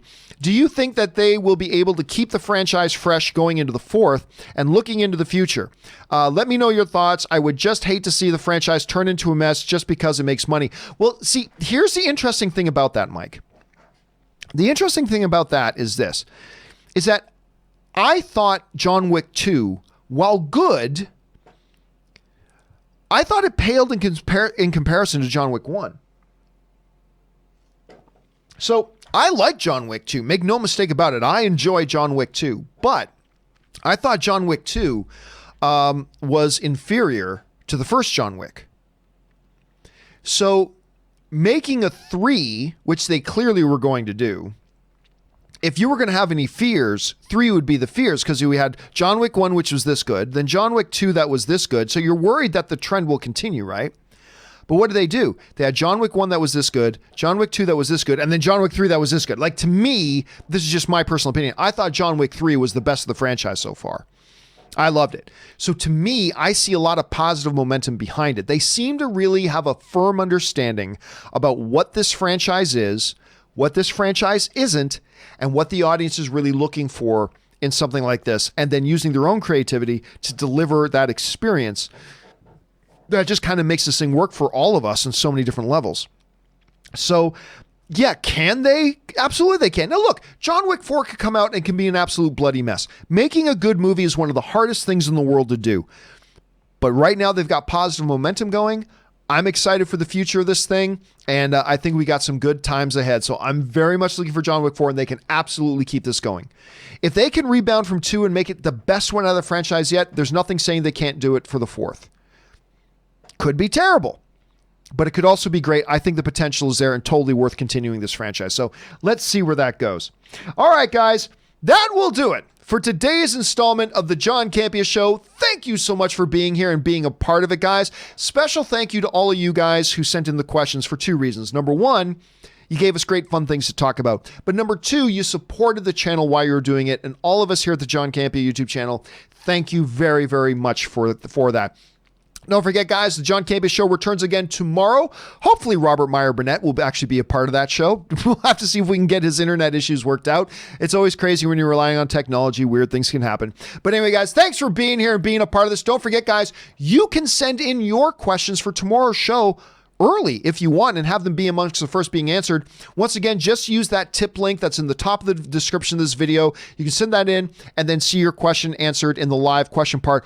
Or for free, you can just go over, once again, if you want to submit a story or topic, whatever, for tomorrow's John Campea Show to be a main topic on the show, just for free, anytime, go over to www.thejohncampeashow.com/contact, fill out that form, hit submit, and there's a chance that you might see your topic or question that you submit there being a main topic on the John Campea Show. Or again, if you want to support the channel and guarantee your question gets asked, go ahead and use the tip link below. All right, guys, that will do it for me for today. Thank you so much for being here and being a part of the day, guys. It's always an honor and privilege to be with you guys, my fellow film fan community members, as we talk about our favorite things in the world. And we'll look forward to doing it again tomorrow. That'll do it for me for now, guys. Thanks a lot for being here. My name's John Campea. Until next time, guys, stay fit.